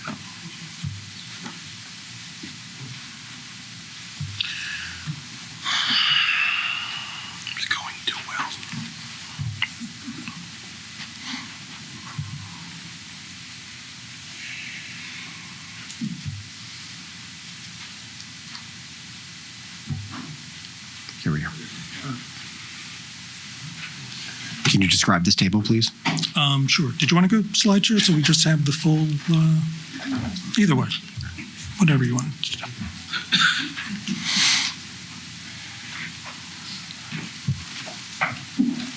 Okay, so I was asked to review the traffic impact study that Dolan and Dean had prepared.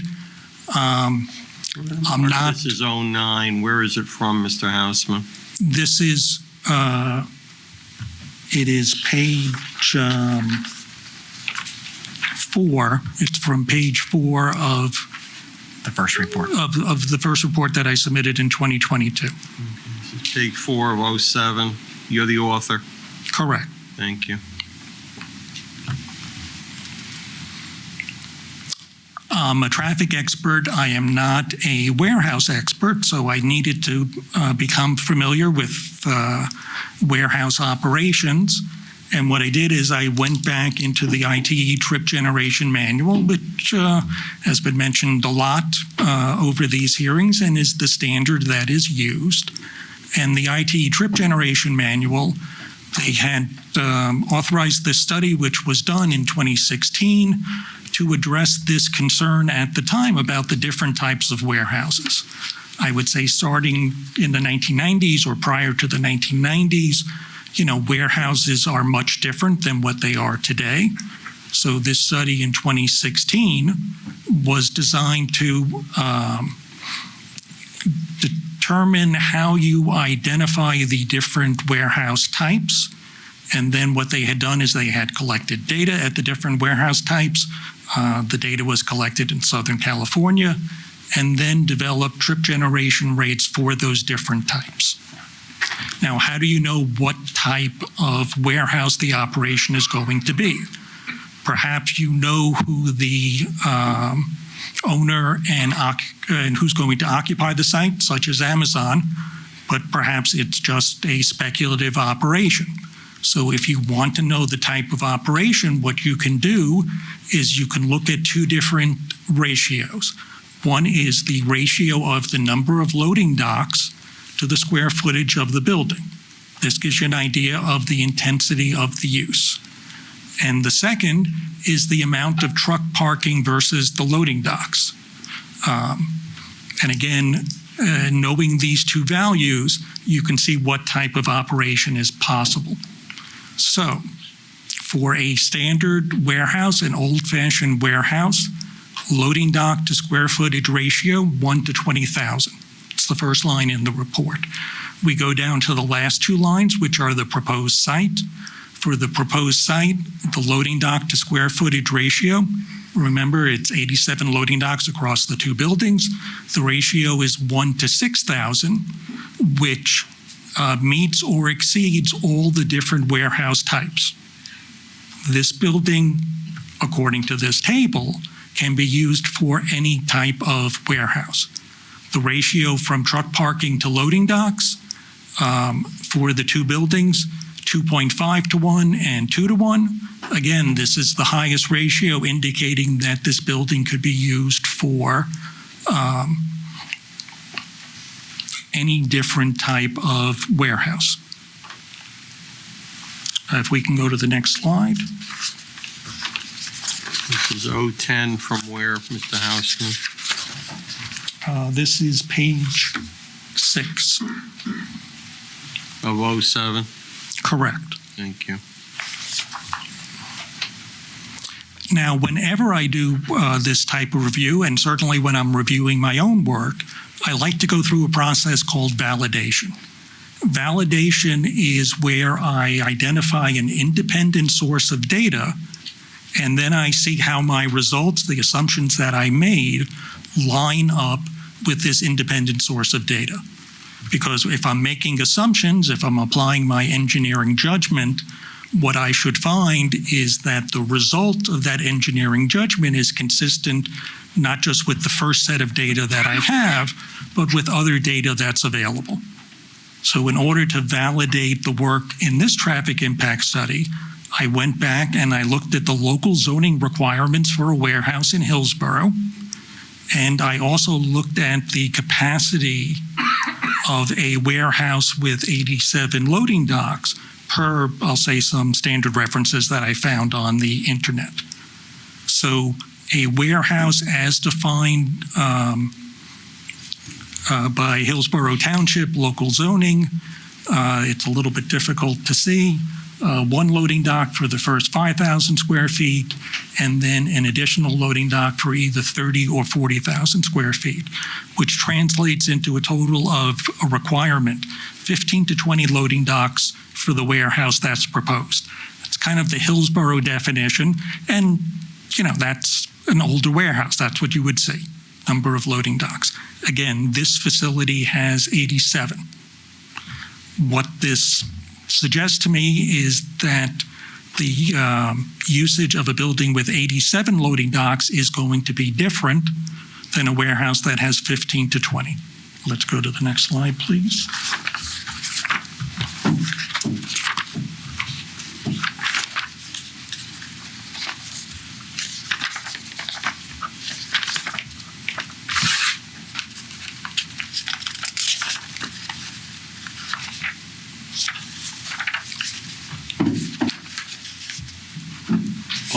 And this is? I am looking for the page number here. It's at the bottom of page 8. Of 07? Correct. Thank you. So I made some assumptions about the operation because at this point, and certainly back in 2022 when I prepared this report, we really didn't know what this operation was going to be.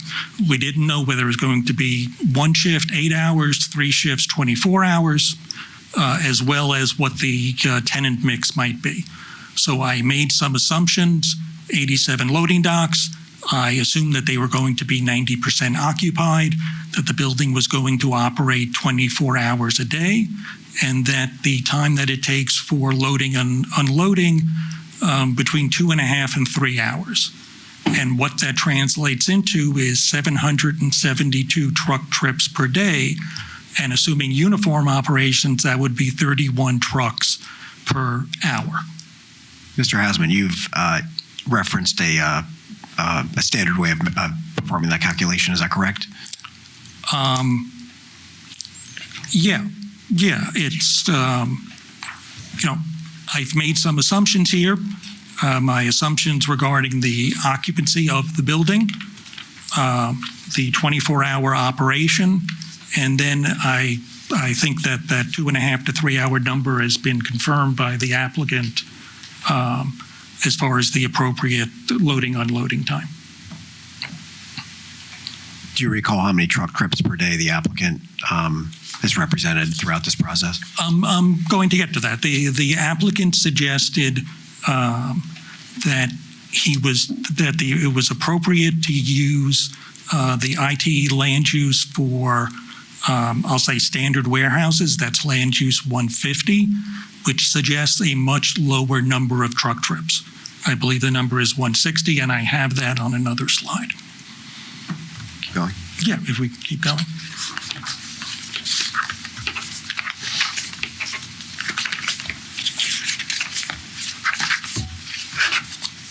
And now I'm moving on to report 08, page 8. 012, is that correct? Michael? 012. Now, the IT trip generation, it's 2 parts. Wait, I'm sorry, where is this in your reports? It's in my second report. It's report. page 8. Page 8 of 08 is 012. Thank you. I'm sorry, no, August 27th, 2024 is 012? No, August is 08. Okay. This is going to be 012. Got it. Oh, no. This is page 8 from that report. Right, which is going to be marked as 012. I misunderstood. Thank you. The objective is to confuse everybody here. So the IT trip generation, there are 2 parts to the manual. There is a handbook, which describes how the manual is supposed to be used. And then there is a book of data, which has many different land uses, many different independent variables. At one point, they had different types of equations, although I think over the past few years, they've made a decision that the relationship should always be linear.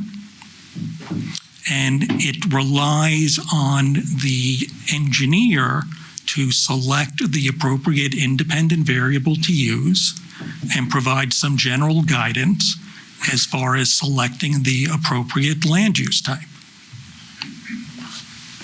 Now, one of the things that they talk about in the ITE trip generation handbook is that the best independent variable to use is population and employment.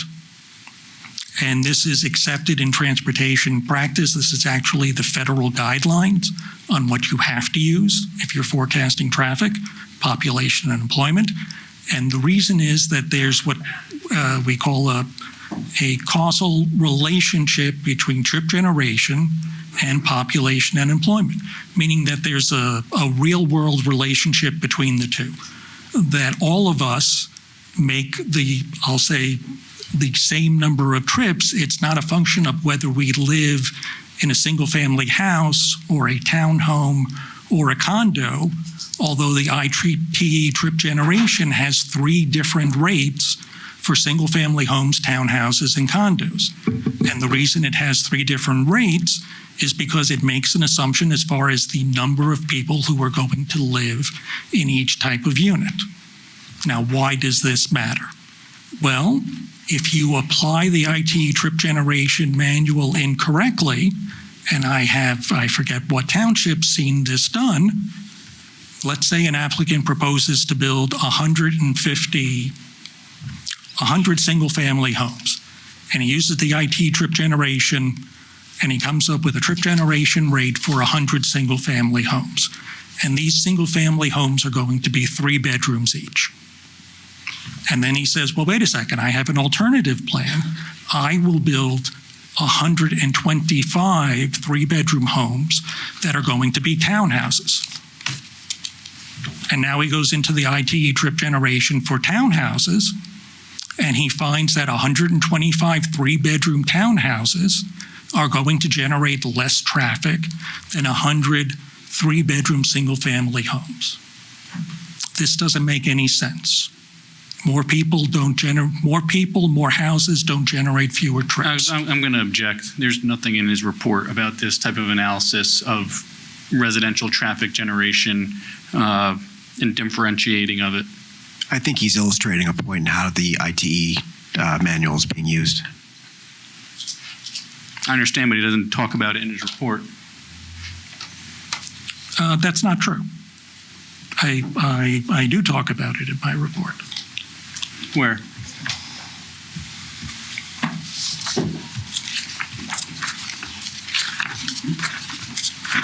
Which report are you looking at?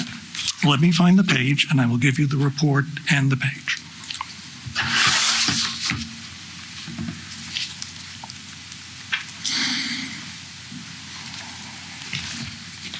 I talk about causal relationships versus mathematical correlation, and things that are not mathematically correlated. That's on page 4. Which report, Mr. House? The report submitted in 2024. All right, so stage 4 of 08.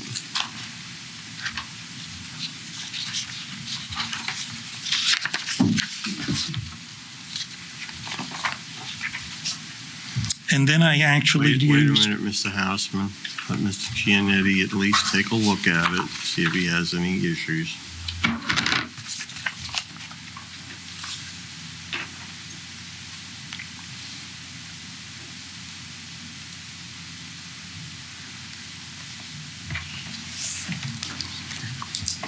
Yeah, I see he talks about the causal relationship between unit type and number of people living in a house.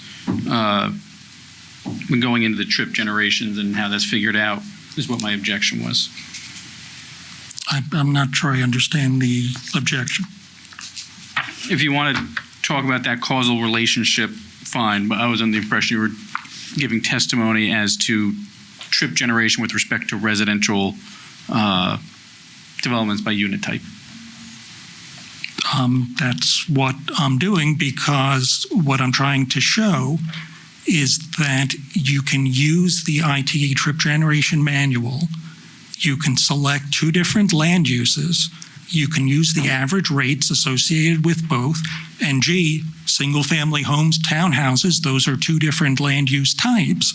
But if you didn't go into the handbook and understand what those land use types actually are, you're going to come up with an answer that makes absolutely no sense. You come up with an answer that building more homes that have more people is going to generate fewer trips because those people are living in townhouses. And what I'm trying to do is relate to the experience that all of us know, that the number of trips that we make are not a function of whether we live in a single-family home or a townhouse. Now, I could make the same example perhaps with other land uses, but residential land use is something that we're all familiar with. That's why I'm using it as an example. Now, I was also looking for the preferred independent variable. And now I'm reading from page 8 in the middle of the page of the 2024 report. Preferred independent variable, which is a very important part of using the ITE trip generation manual, because there are many independent variables that you could select, or the manual actually recommends that if none of those independent variables meet the needs of your specific development, you should go and collect data, and the applicant did go and collect some additional data, and select your own independent variable.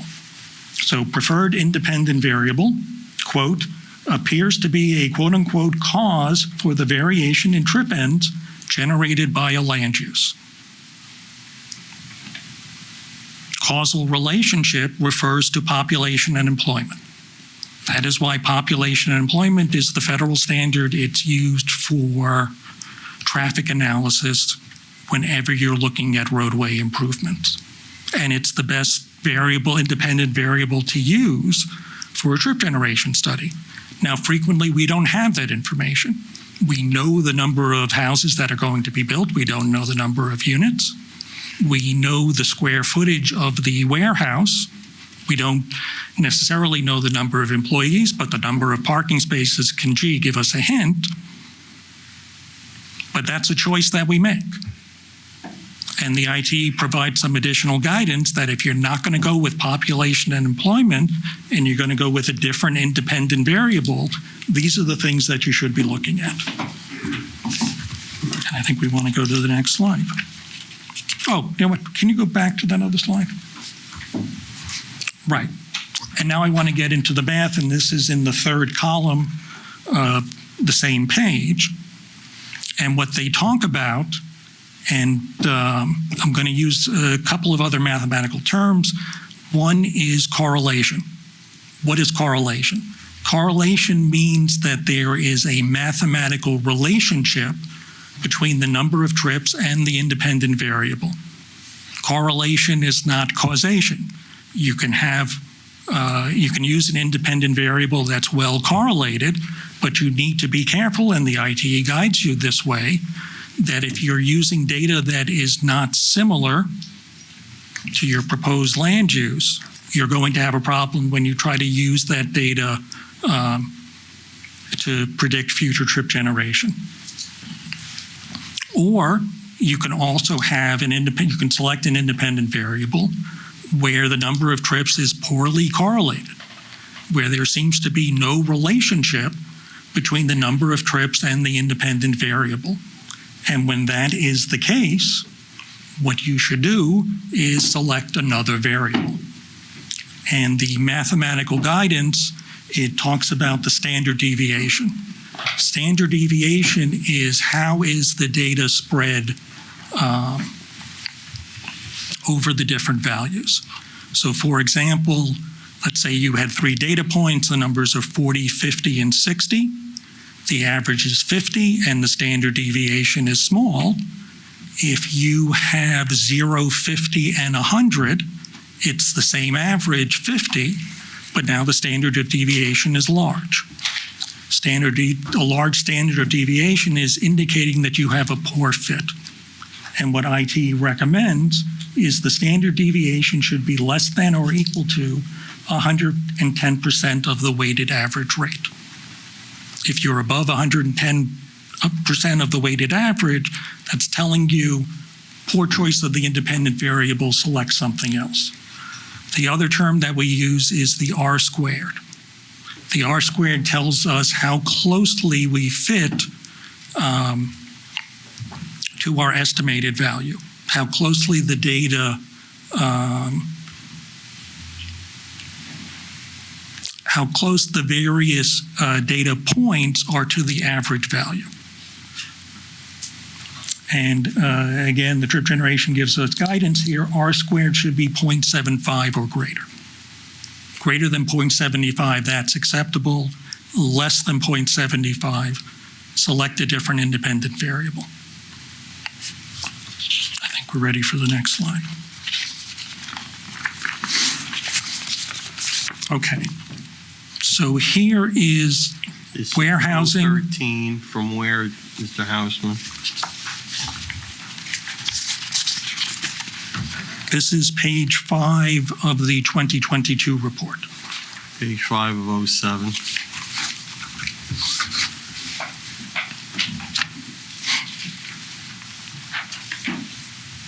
And this is the data that the applicant recommends.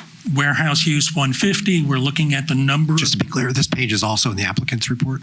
The applicant did not produce this page of daily trips. They only produced the pages of morning and evening peak hour trips.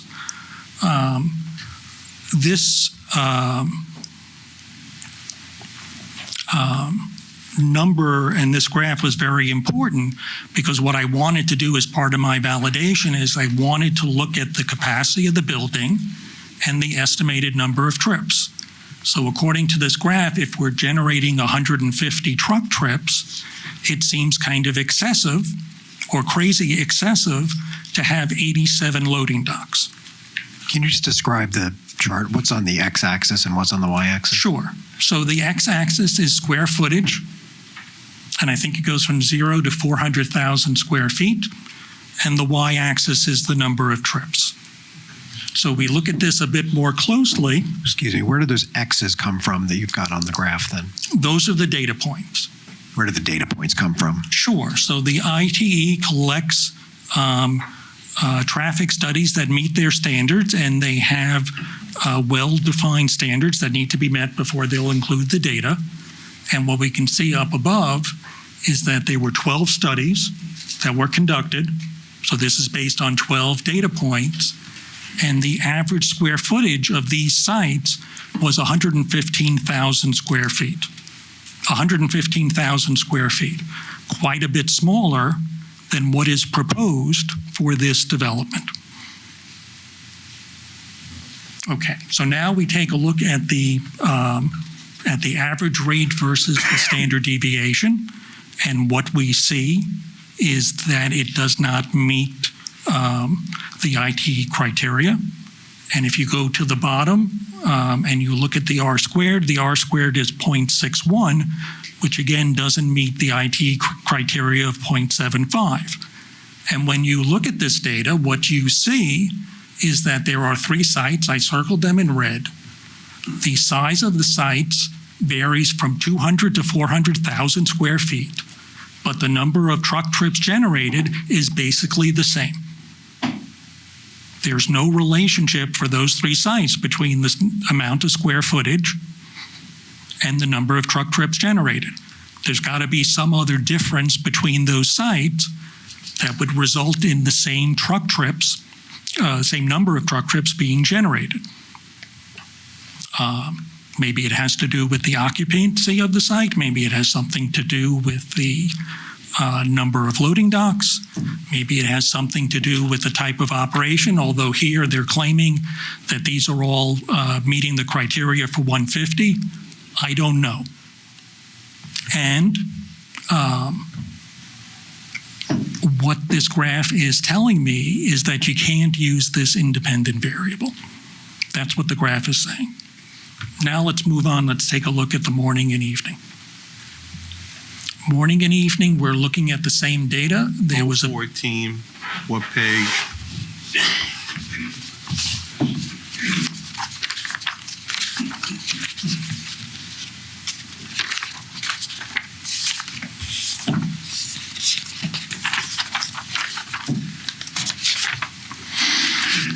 Right. These were actually in the applicant's report. Mr. Houseman, do you know where in the applicant's report they are? I think we're looking now.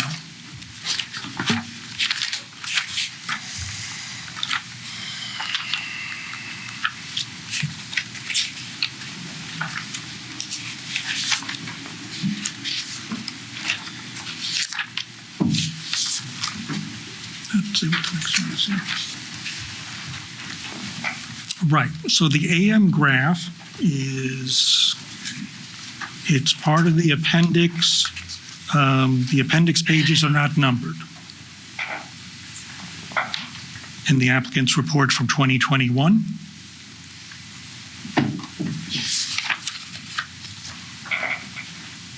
And then the PM is, it's 2 pages later in the applicant's 2021 report. What's the date on that report, Mr. Houseman? December 22nd, 2021.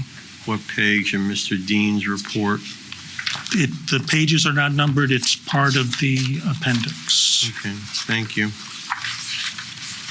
Part of the technical appendix.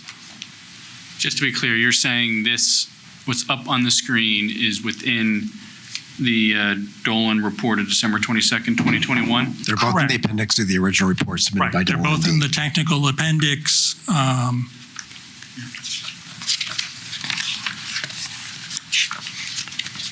About 15 or 20 pages into the appendix.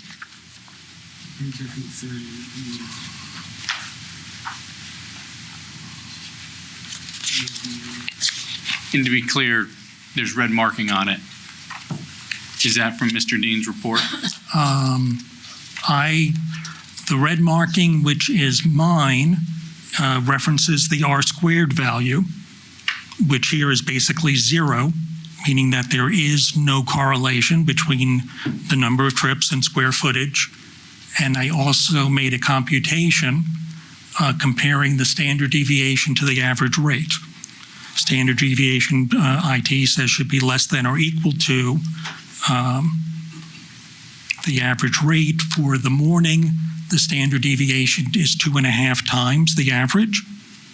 And in the evening, it's 3 times the average. I'm sorry, is this in your report that's marked up?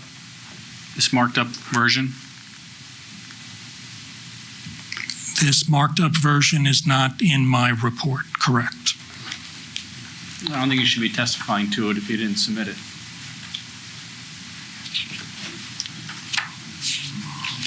I'll place my objection. Noted. Well, noted. If you didn't submit it, you shouldn't be testifying to it. Well, I think it's something that was submitted by your testimony and your professional. He's just referencing something you submitted. Go to your second report and analyzing. Oh, right. I'm sorry. Scott just pointed out to me that actually I included all of these in the appendix of my second report. 17 and 18 of the second report. Thank you, Scott. Pages 17 and 18. Of 08. Of the second report.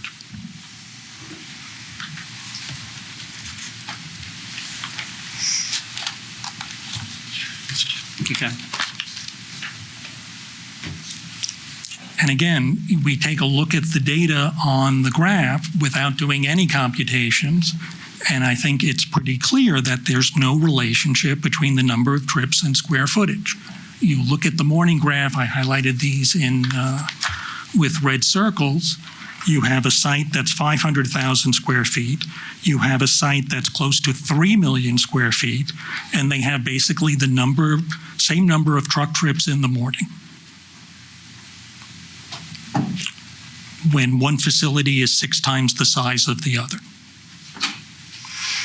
Something else is different between those two facilities than the square footage. In the evening, we see something similar.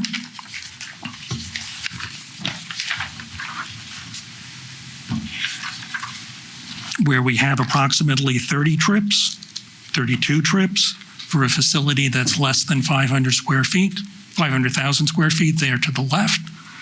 And we have approximately the same number of truck trips for close to 3 million square feet. Again, these are not similar warehouse operations to have the same number of truck trips for such a large difference in square footage. And standard deviation larger than the average rate, also flagged by the ITE that you should not be using this variable. Now, is this the case for every land use? I don't have that one. You have the report? Maybe. I should have given to this. Well, let me. In page 19 of the second report that I did, I provided a graph of the number of trips versus square footage for general light industrial. Because using square footage as the independent variable for trip generation is not something that's inherently good or inherently bad. You have to look at the data and make a decision. For this land use, what you see is that the R squared, it's got to be greater than 0.75. Perfect correlation is 1.0. The number is 0.92. So what we're seeing is a close correlation between the number of trips and square footage. Standard deviation is less than half of the average rate. The data, all the data points, and for this there's 44 studies, are very close to the average rate. So for this land use, selecting square footage as your independent variable would be totally appropriate. I'm sorry, did you say totally appropriate or totally inappropriate? That's totally appropriate for general light industrial, because if you reviewed the IT trip generation criteria, R squared, 0.92, 0.75 is acceptable, 1.0 is perfect. Standard deviation, this is less than half of the average, meaning the data is all closely spread among the average rate. This is for a different land use. You're just demonstrating that the ITE recommendation for general light industrial using square footage as an indicator of truck trips is a valid use. Just as an example, but it's not for the warehouses that you just went over. Right. There's a lot of different, I guess it's not a book anymore. Back when it was a book, it was thousands of pages of data, lots of different independent variables to pick from. There's not one independent variable that works across all different land uses. You have to look at the data and follow the ITE guidance. If you were doing general light industrial, you would find that the relationship between trip generation and square footage is great. You would definitely use square footage. If you were doing warehouses, land use 150, and you went to look at the data underlying the graph, you would reject using that independent variable because it doesn't give you accurate information. Thanks.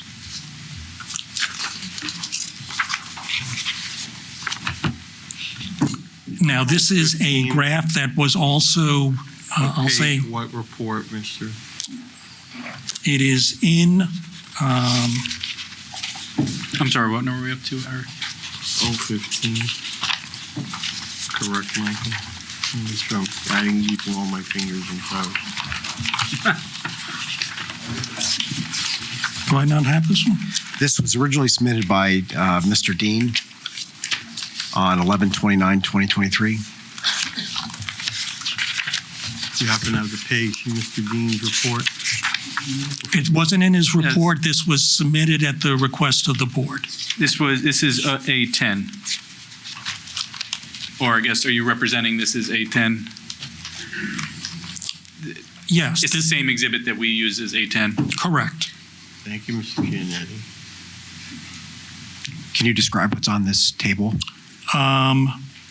Yes, so the applicant went to 1, 2, 3, 4, 5, 6, 7, 8, 9 warehouse sites in New Jersey. He identified what the square footage was, and he also did a traffic count to determine the number of trips. And the initial concern I had with this graph is that it does not meet the ITE trip generation standards for inclusion in the manual. I think we can go to the next. As part of the ITE standards, you need to identify the percent occupancy of the building. And the applicant testified to this.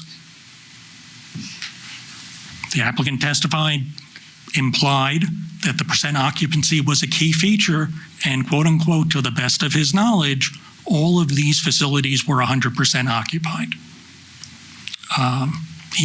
There wasn't any additional data provided as a way of checking whether these facilities were indeed 100% occupied. However, when you're doing a traffic impact study, the assumption of the traffic generated that needs to be accommodated, we assume that the facility is going to be 100% occupied. What?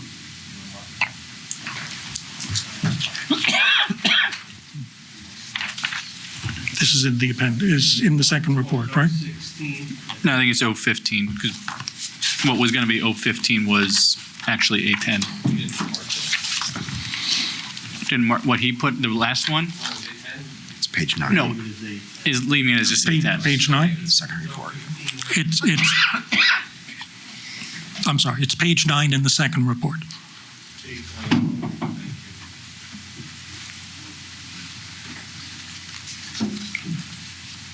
Now, one of the questions that was raised by a member of the public to Mr. Dean mentioned that one of the facilities did not seem to be fully occupied. I went to start looking. I went to the first facility on the list, 111 Cokesbury Road. I went on Google Earth and found an aerial photo from, I would say, a similar time to when the traffic count was conducted. And to me, that doesn't look like a facility that's 100% occupied. Can't be sure. Can't say definitively that it's not. Applicant, though, it's on the applicant to provide the evidence that it's 100% occupied. I'm sorry, is this Yeah, but is this marked and is this in the report? Page 12 and 13 in the second report. 16.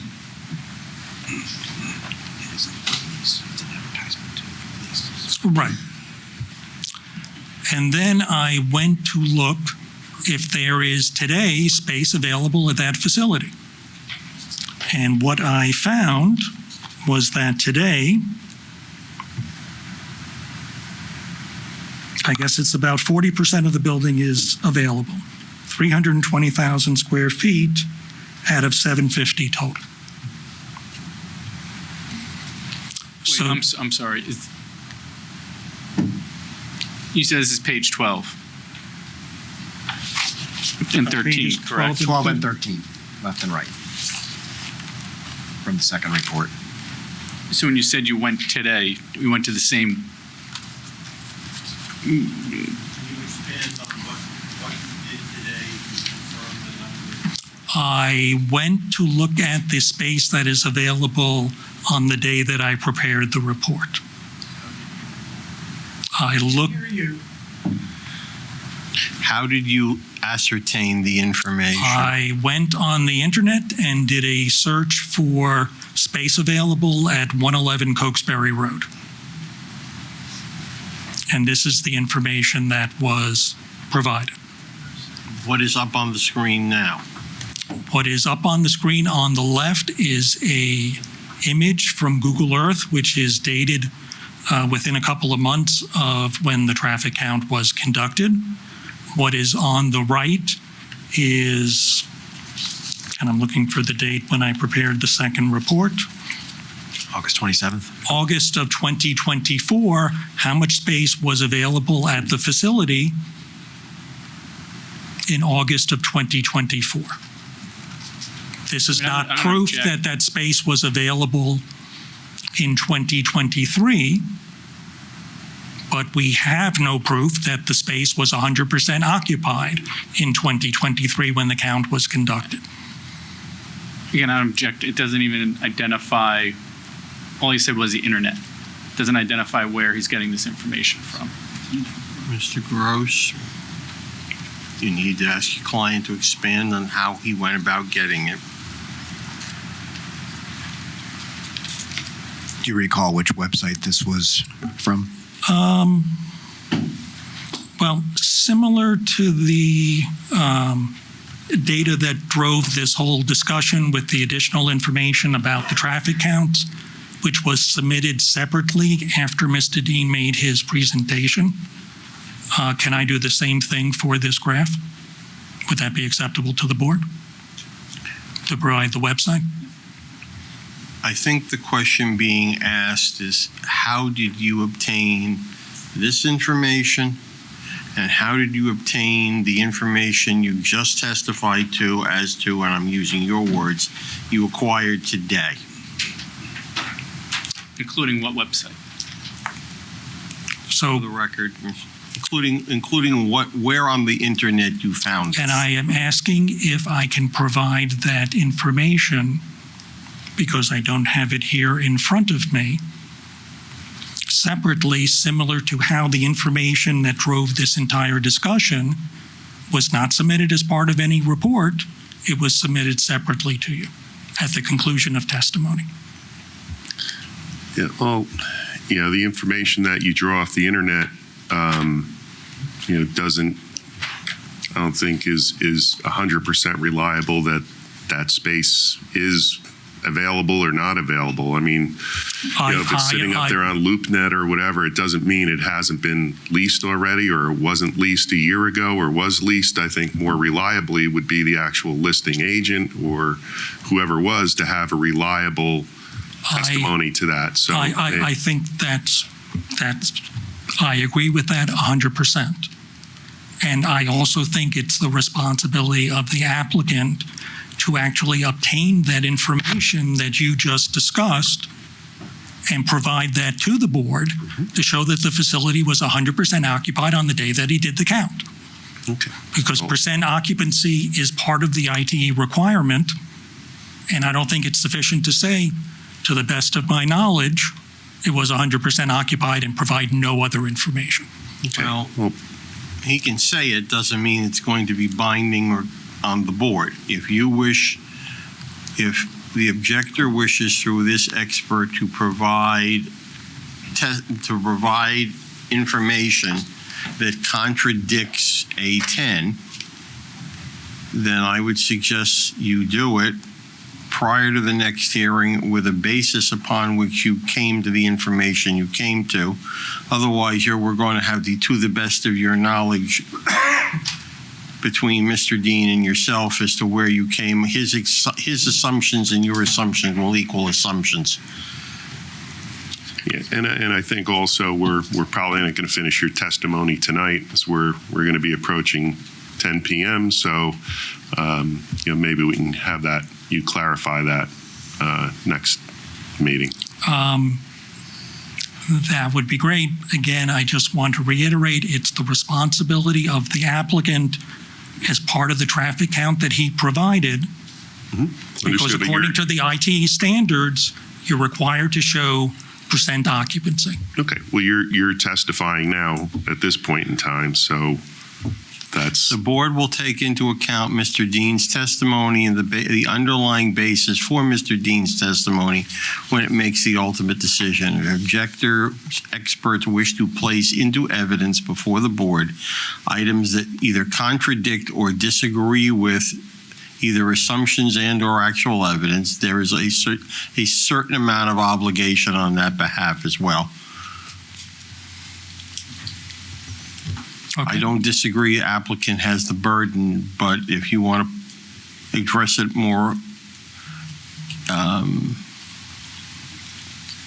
expanded, then you have that right to do so. And I would suggest, Mr. Coyce, this matter is scheduled again for when? I did not have my computer. I'm not trying to end We will get it in a individual's moment. testimony. I'm trying to set up a time frame for a reply. Okay, and then, yes, we can continue on to the next. Yeah. So I just have one more. We will graph. have the date in a Yeah, moment. let's try and get them done. Okay, I just have one more graph to go. Sounds good. Thank you. Skip this one.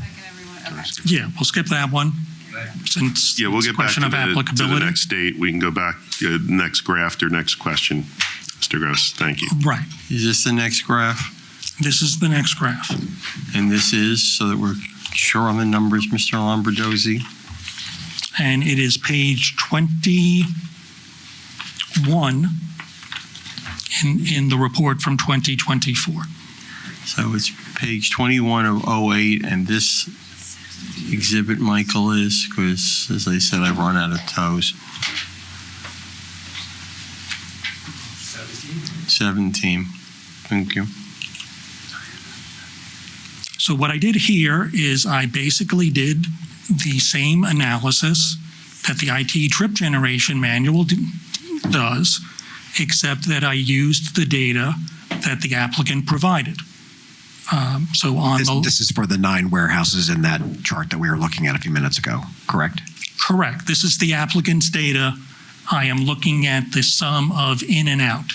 It's the green dots and it's the green dotted line. It's the morning data in the top graph. It's the evening data in the lower graph. And if there was a relationship between square footage and number of trips in the data that the applicant provided, even in that data, what you would see is that all the green points would be closely spaced around the dotted line. And what you see is green dots that are double the average value, and you see green dots that are less than half the average value. And when you go and do the same statistical analysis that the IT recommends that you do, what you find, and I'm going to go with R squared first. Remember, R squared 0.75 is an acceptable fit. 1.0 is perfect correlation. In the morning, the R squared value is 0.045. Pretty much zero.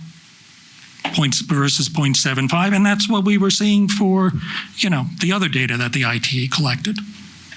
And then in the evening, I guess a bit better, the R squared value is 0.11. Again, far less than the required 0.75. And I guess I also computed the standard deviation. You got to talk into the mic. I'm sorry.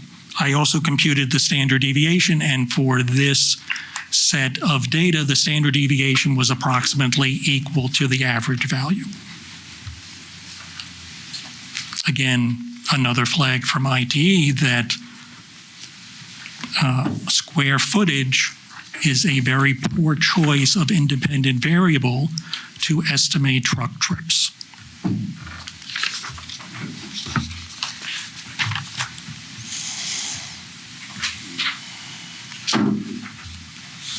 And let's not show that slide because I think that's a paraphrase of what I had in the report. So I think I can just talk to that instead. So warehouse operations, it's changed significantly over time. And this is why the ITE commissioned the study in 2016 to identify different warehouse types and how to determine whether a specific facility would be acceptable based on the relationship between parking spaces and square footage, and also loading docks and square footage. And the result of that showed that this proposed facility could support any type of warehouse operation. From a standard warehouse, like we saw from the Hillsborough zoning, which only had 12 loading docks up to an operation. And yes, Amazon facilities typically have 1 million or more square feet. However, those same Amazon facilities have the same relationship between square footage and parking and square footage and the number of loading docks as this facility.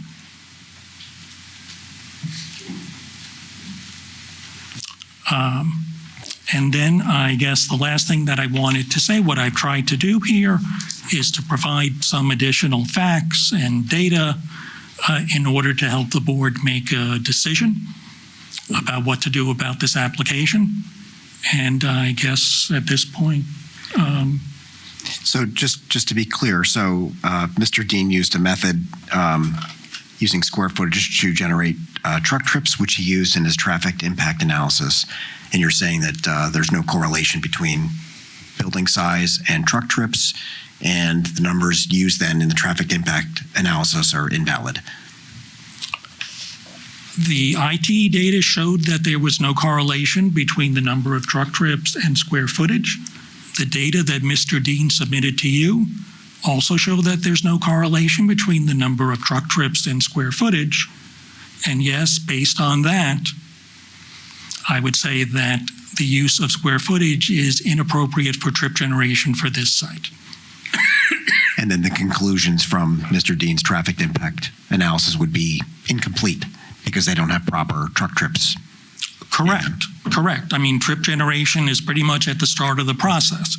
You know, once you have the correct trip generation, again, you can go through the steps of trip distribution, and there were some questions about how Mr. Dean did the trip distribution and the truck traffic, which I'm not going to discuss, and also the traffic analysis and whether that was correct or not. All of those things need to be redone in order to determine what the actual impacts of this development are going to be. I haven't done any of that analysis. It's for the applicant to do. I would recommend we have Mr. Asman come back in November so he can cite the references that were asked about earlier for those rental properties and before we start the cross. It's 10 o'clock. I don't think you're going to. No, I'm not going to start cross tonight. All right. Do we determine it's November? I mean, I'm fine if he wants to submit it in writing. You know, if he wants to email it. I'm trying to.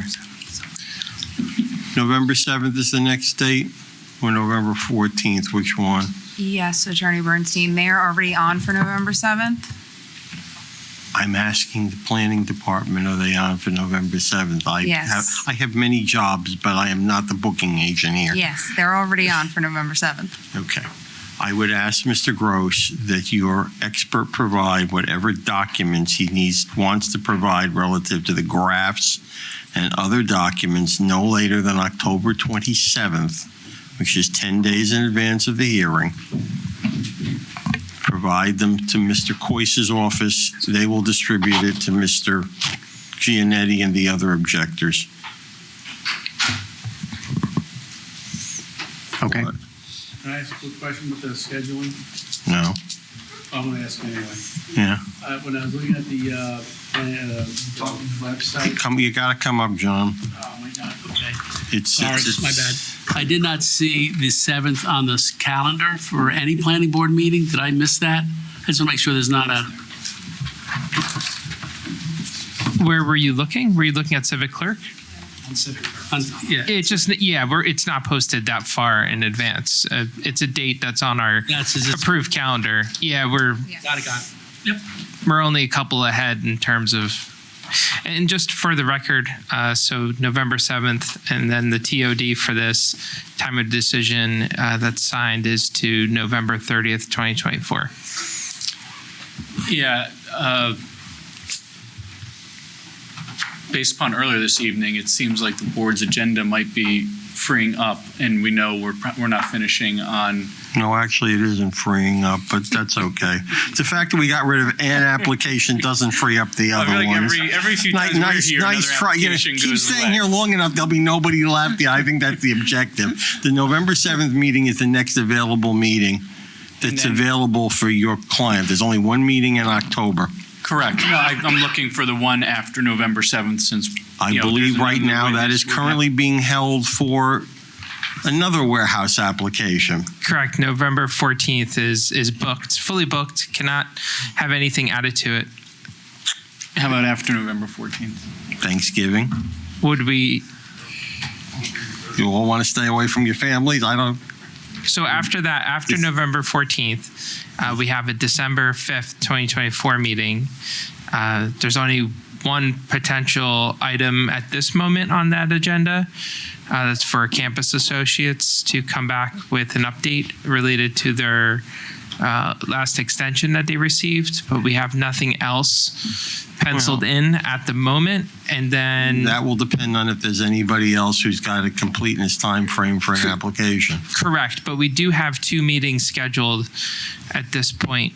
So that's December 5th, and then we also have December 12th, 2024, and we only have 303 Amwell Road just there for an extension if the township doesn't close on the purchase of that property. So right now, those are the only 2 that are open, but like Mr. Bernstein alluded to, yes, we do have a number of other applications that we're going to have to find meeting dates for. Understood. Just sooner you get rid of us, the more it gets open. Nah, you still got others. If only. You're actually holding up some of the other lines. That's what I'm saying. If we, that would break the logjam. All right. We'll cross the bridge on going forward at the November 7th meeting. Your client, your expert will be here on November 7th. Yeah. Do I hear a motion then to? I want to confirm. I'm sorry. November 7th, that works for you? November 7th is, I believe that's okay. I'll confirm with you. Assuming for now it's okay, we'll let you know otherwise. To be clear, I mean, we've had that date. That was scheduled since the last one. Yes. Correct. And Mr. Tarantino, your witness, will also be here that day. Correct. Thank you. All right. I make that Great. motion. So do I hear a motion to continue this application in November 7th, I'll make that motion. 2024? At 7 p.m. or soon thereafter, as the matter may be heard without further notice. I'll make that motion. Thank you. Do we need a roll call? Mr. Wagner? Yes. Mr. Scobo? Yes. Ms. Smith? Yes. Committeeman Napani? Yes. Deputy Mayor Ciccarelli? Yes. Vice Chair Peason? Yes. Being nothing further, do I hear a motion to Motion I'm to sorry, cancel- some motion to housekeeping cancel- issues? Motion to cancel a business meeting on the 26th. Thank you. Do I hear a motion to cancel the business meeting? I'll make that November. motion to cancel that meeting. Yeah, second. Roll call. Roll call, please. Mr. Wagner? Yes. Mr. Vandervliet? Yes. Mr. Scobo? Yes. Ms. Smith? Yes. Mr. Depp? Yes. Committeeman Napani? Yep. Deputy Mayor Ciccarelli? Yes. Vice Chair Peason? Yes. Please, Chair- can you Mr. keep it down? We're still finishing up a meeting, please. Folks. Thank you. Mr. Chairman, I would remind the board the next meeting will now be Thursday, October 10th. There will not be a regularly scheduled meeting of the board on Thursday, October the 3rd because of Rosh Hashanah. You're welcome. Duly noted. You're looking at me like Oh, I'm just waiting for. I know that. Are you looking at me? No, look at me. Mr. Chairman, just a shameless plug for us Yes, with our Mr. master Coyce. plan. For the public that's currently here, please be aware that you could go to engagehillsboroughNJ.org to participate. We have our first survey related to the master plan effort. So please help us shape the future of the township. If you could also visit the planning and zoning website and for the link as well. Thank you, Mr. Coyce. Okay, now, can I hear a motion to adjourn? Second. All in favor? Aye. Aye. We're adjourned. Thank you, Mr. Chairman.